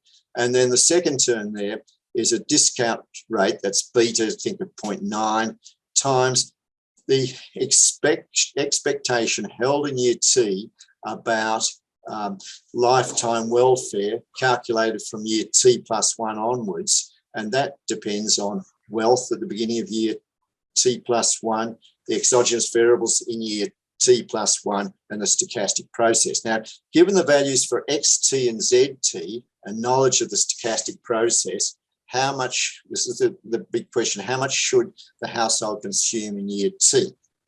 Now, here's the answer. In our large-scale CGE model, the consumption function that we use, this for a US model, consumption function that we use derived from DSGE ideas is given there.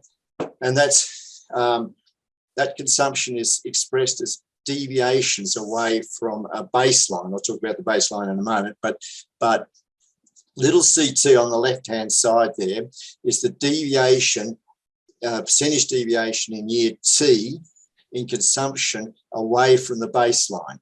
XT is the deviation in wealth at the beginning of year T away from the baseline. Z1T is the deviation at the beginning of in year T in the exogenous variables away from the baseline.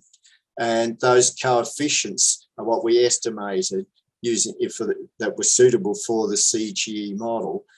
So they're saying that, look, if your wealth at the beginning of year T is 1% above its baseline level, then that'll elevate consumption by 0.27% and so on. The last term there is kind of interesting. See, in this baseline, it's a non-stochastic steady growth baseline. So we work out a solution for the model in which the sigma is set at 0, and then in the usual sort of Johansen-Euler style of the GEMPAC code, we deviate away from the baseline solution to find new solutions and work out the effects of deviating away from the baseline. Now, one of the things we've got to deviate away from the baseline is sigma, because in the baseline, sigma is set on 0, it's non-stochastic.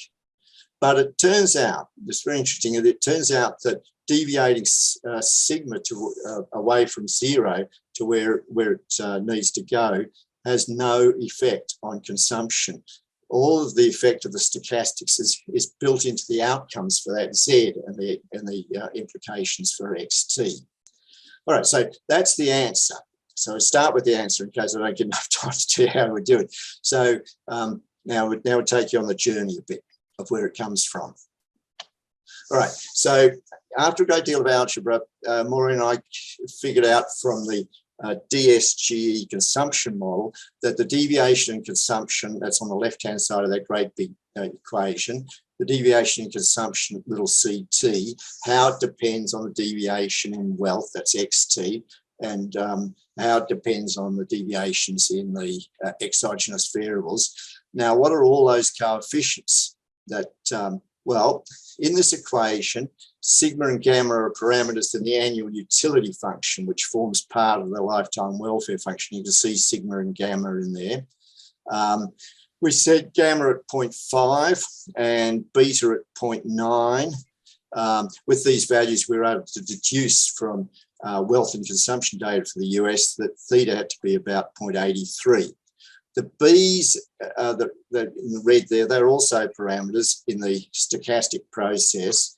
And we set these, we use a very simple dynamic stochastic process. We set the BKJs equal to 0 for K not equal to J and 1 otherwise. So the exogenous variables have independent stochastic processes.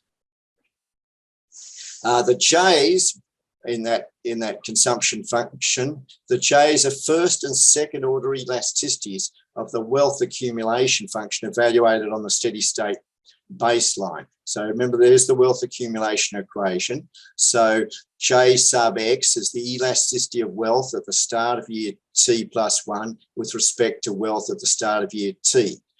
Now, what are these second order elasticities? Well, go down to, say, JCC.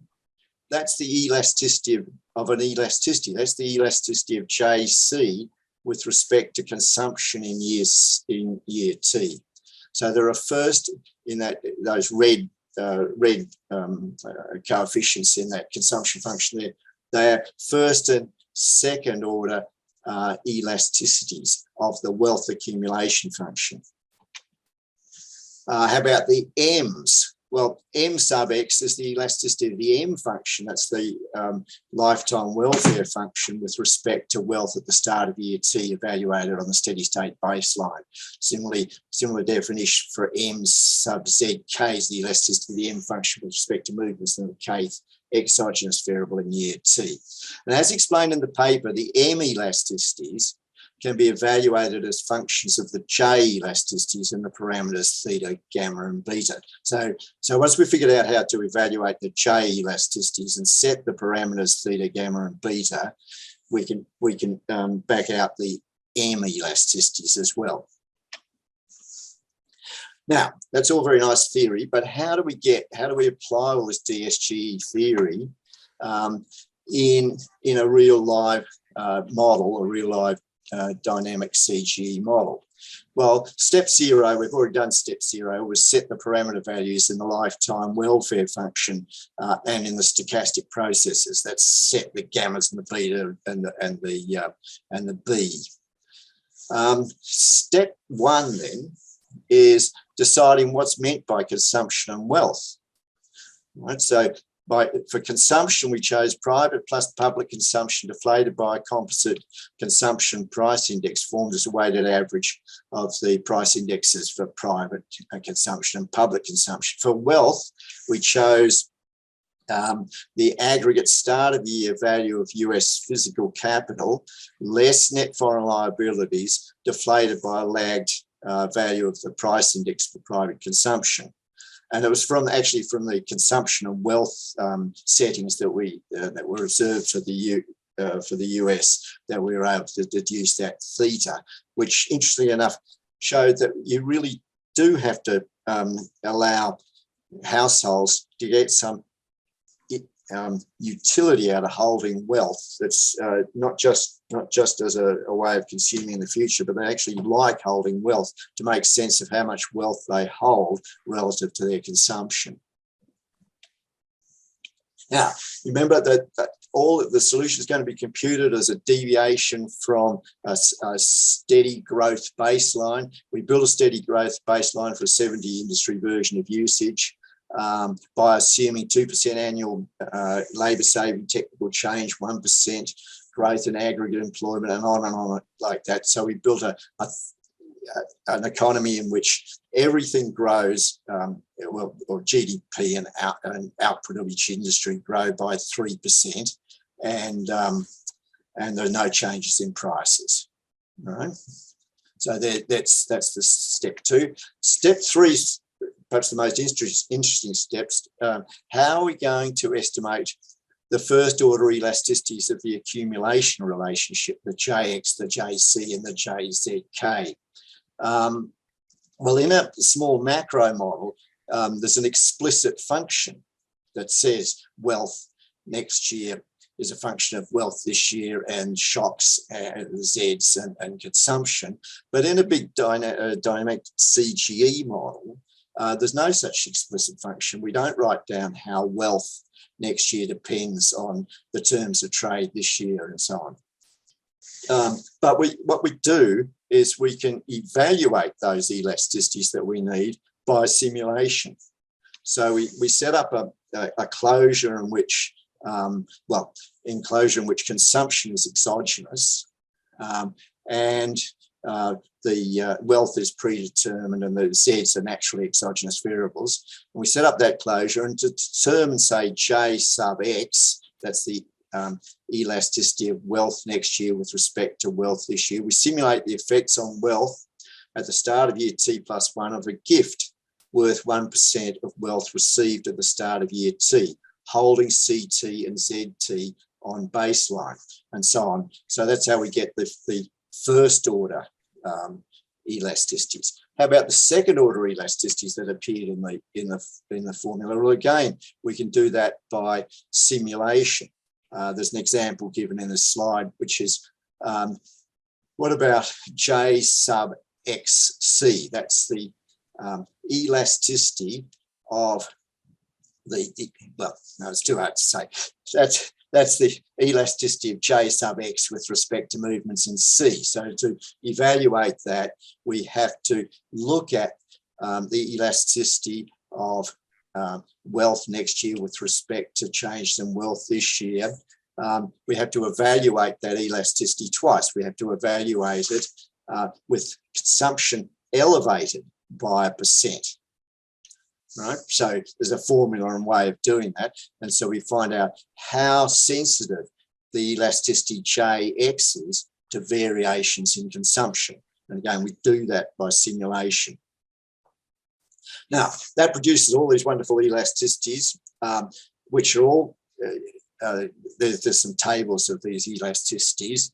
Now, one of the important things to do is to interpret them all one by one and make sure that they all make sense. And in the paper, we go through lots of these elasticities and make sure they all make sense. But I don't think I'm going to have time to do that in this presentation. But there's a lot of computation here, so there's a lot of ways of making errors and doing silly things. So interpreting the elasticities is an important part of the story.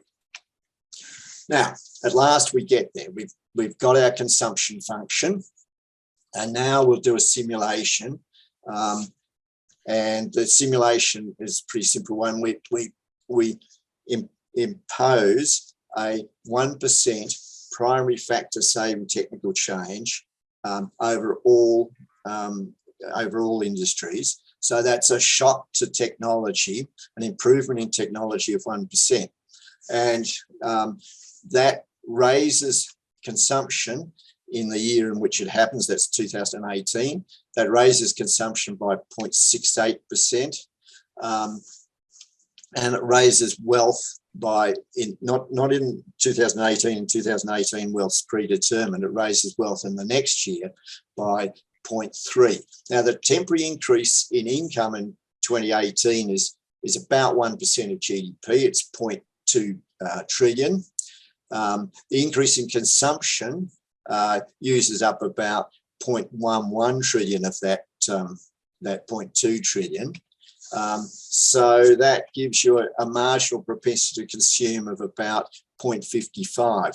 Now, one of the things that we can find out here is that the marginal propensity to consume for different shocks can be quite different, right? Depending on what happens to various prices and so on. So, all right. So now let's compare that.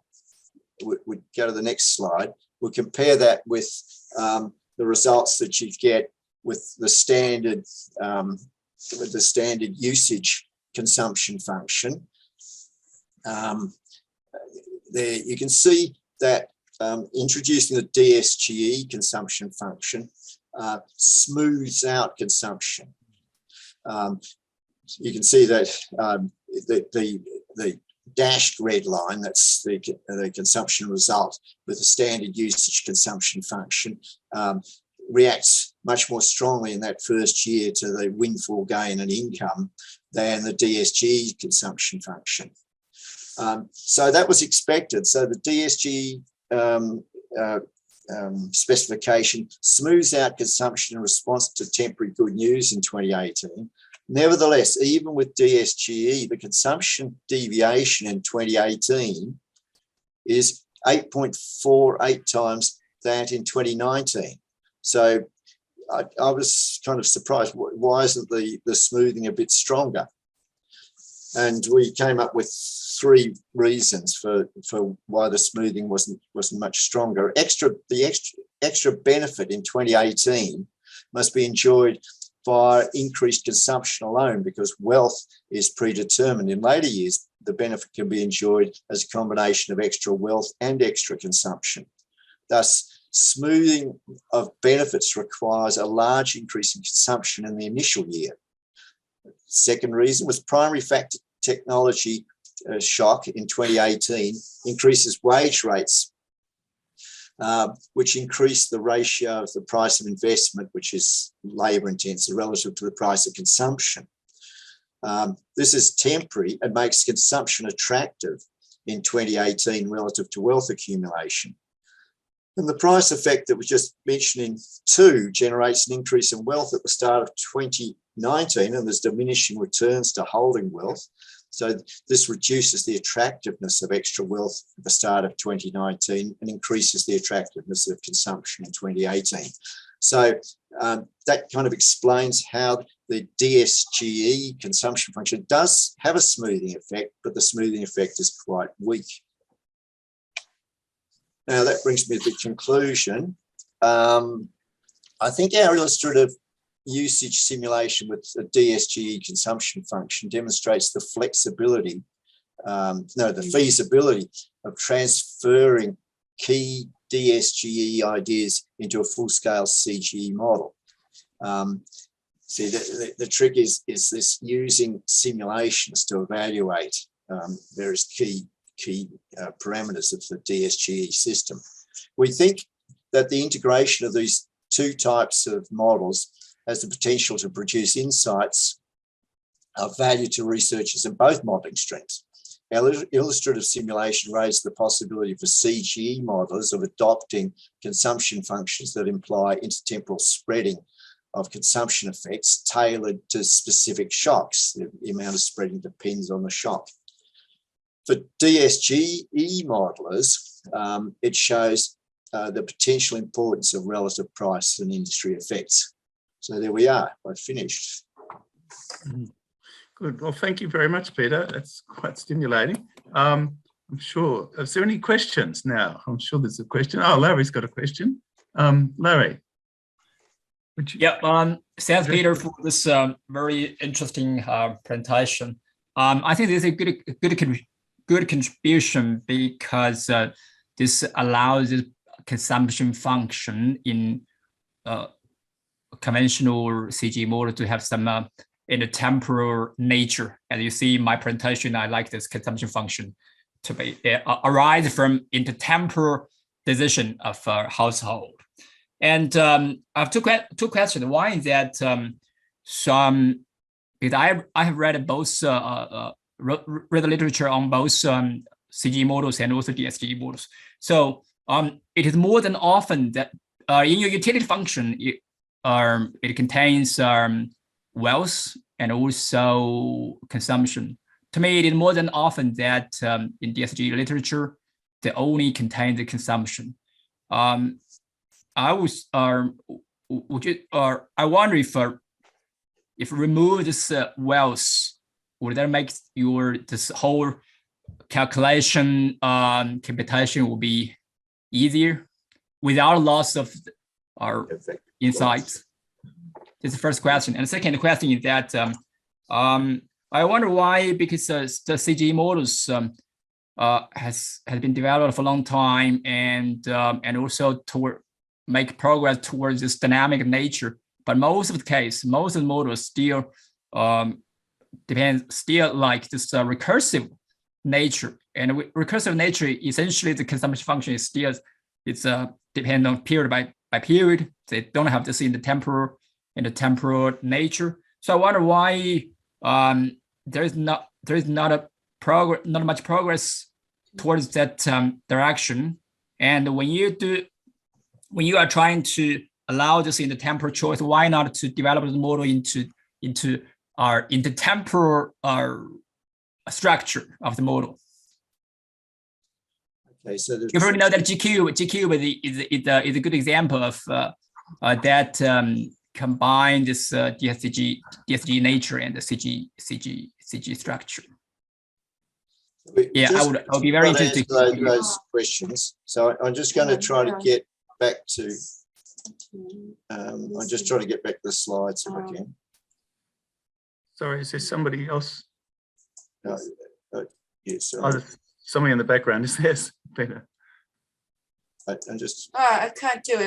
I'll just put it up. So I'll just put it up, but not full screen. You'll still be able to see it. For some reason, it's there. You go. You just have to okay, so go to one of the slides with the consumption function. We'll go to that. It's not moving. Oh dear. Okay. No, all right. So the technology is too good for us. Now, Larry, I take your first question.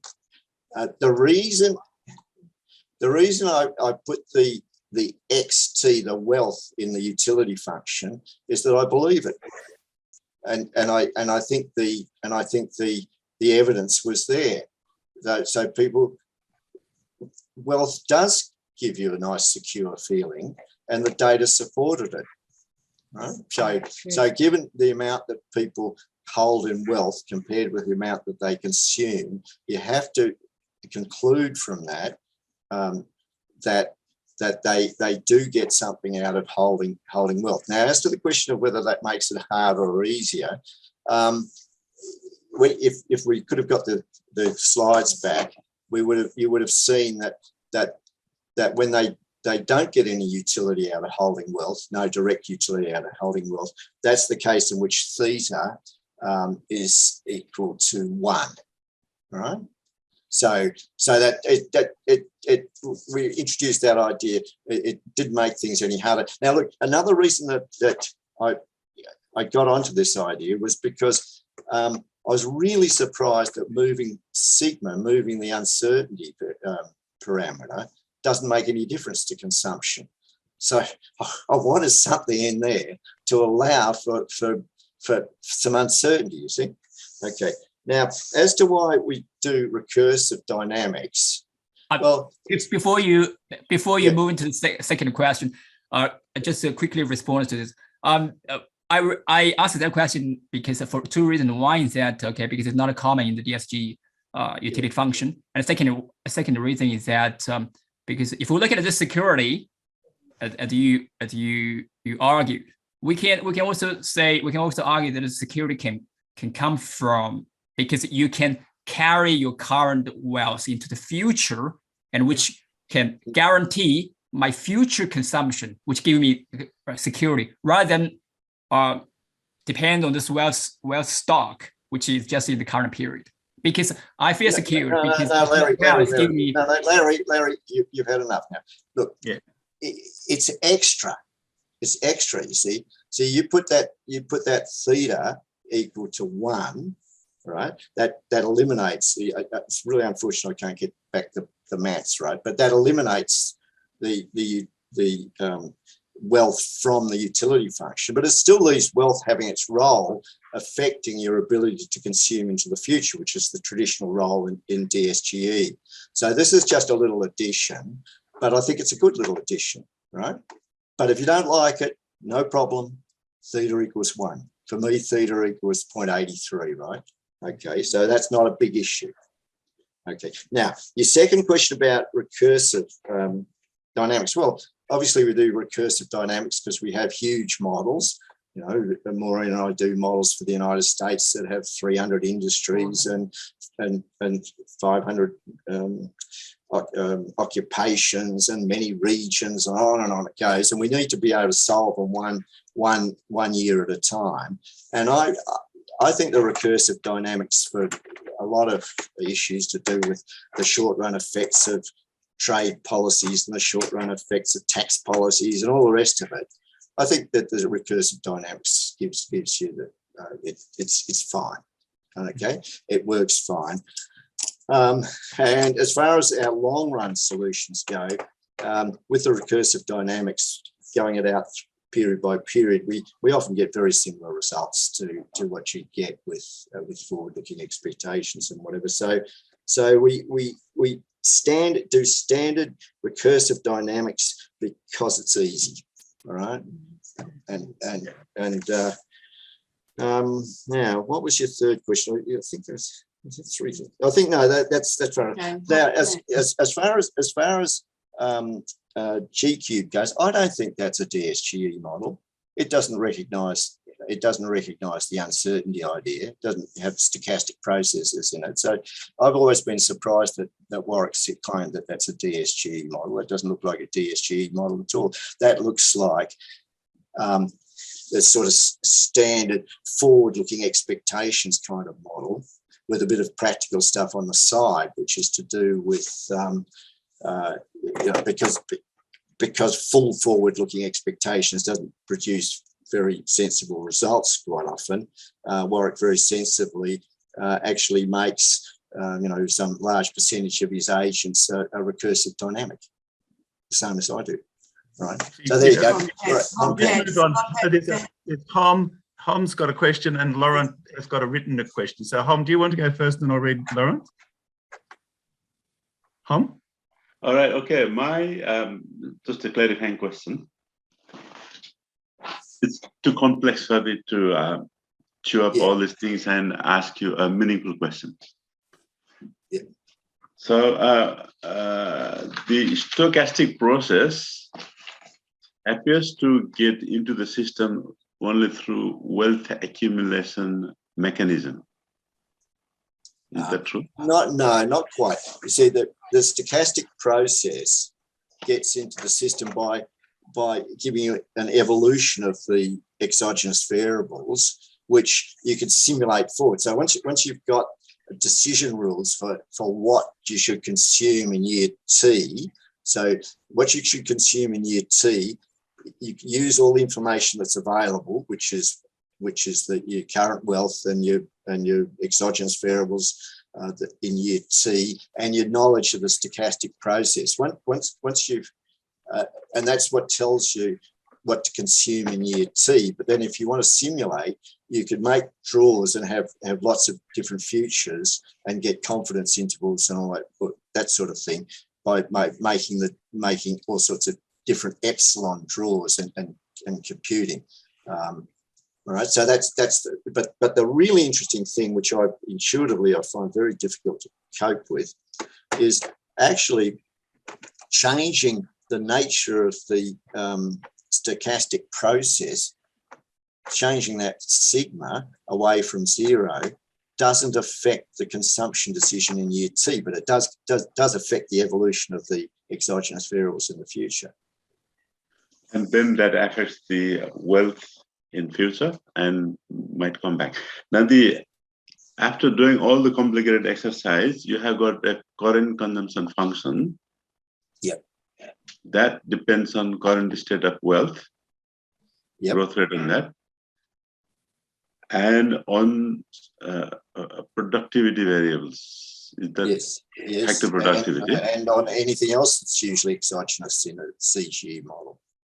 And factor productivity, which is that TFP or factor specific productivity? Or yes, well, you think of all the things that in a big CGE model are exogenous, which can be all sorts of all kinds of productivity variables. Yeah. So that Z vector can be any length you like.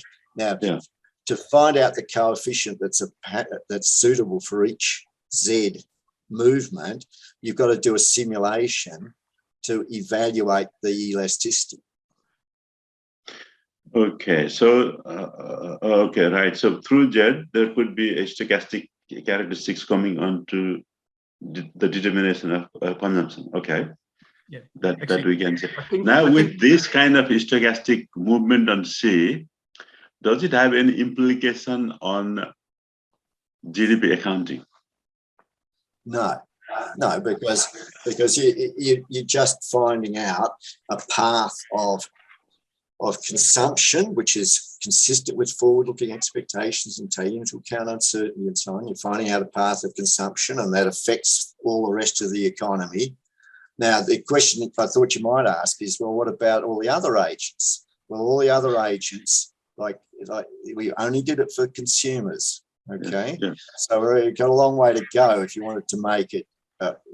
You'd think you should do it for investment too, but the investors stay nice and Larry, they stay nice and recursive, dynamic, and backward-looking, and all the rest of it, right? But presumably one day they could become forward too. I think actually, can we just get into the last? We just get onto the last question. I think we've got Laurent's question, and Ginger's reminding us we've only got a short amount of time left. Thanks. So Laurent says, "Thanks, Peter. Thank you." And his question is, how does your model compare to a fully intertemporal CGE model? I think you've touched on this, Peter, but you might like to elaborate. Well, let's about all the other consumers, as you just mentioned. Yeah, it's just for the consumers, but it is fully intertemporal. right? Yeah, but for the other agents, yeah, as you yeah, just sure. mentioned, Look, we haven't pulled it off for all the agents, all right? But if you just cut it down to thinking about a model that just had consumers in it, it does the whole job. It is fully intertemporal, because the consumers are making forward-looking decisions based on not on the values of the exogenous variables in the future, but based on their understanding of the stochastic process that will generate those values.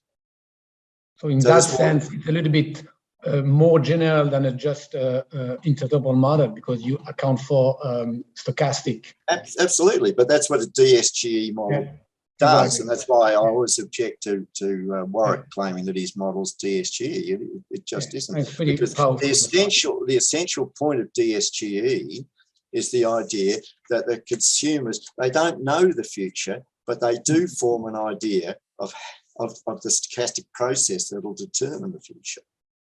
And can you just elaborate a little bit about investment? Why you think it should be okay with what we have now in recursive dynamic, or is it going to be a substantial difference if you introduce that kind of function as you just have done? Yeah, well, if Maureen and I figured out how to do this job for the consumers, and we left the investors alone. All right. Now, obviously, that's not ideal, and I'm not claiming it is. All I'm claiming is that we made this one step, which was we figured out how to do it for consumers. Yeah. All right. We haven't figured out how to do it for the investors. And if someone, if someone funds it, we'll do it. But obviously, this is a huge job, and we can only do what we can earn a living on. Yeah, thanks a lot. It's great. Yeah, I agree. I think that probably takes up our time. And I'd just like to say thank you to each of the four presenters, Krisna, Onno, Larry, and Peter, for what collectively was a very interesting session. And thank you all for your questions and for coming along and listening and contributing. Just hope. Thanks, Paul, for you. Yeah. Oh, I just hope there's some good will come out of it all. Right, yeah, that's great. Thanks very much. Anyway, good day to some of you. Good afternoon to others, and for the ones in Australia, good night.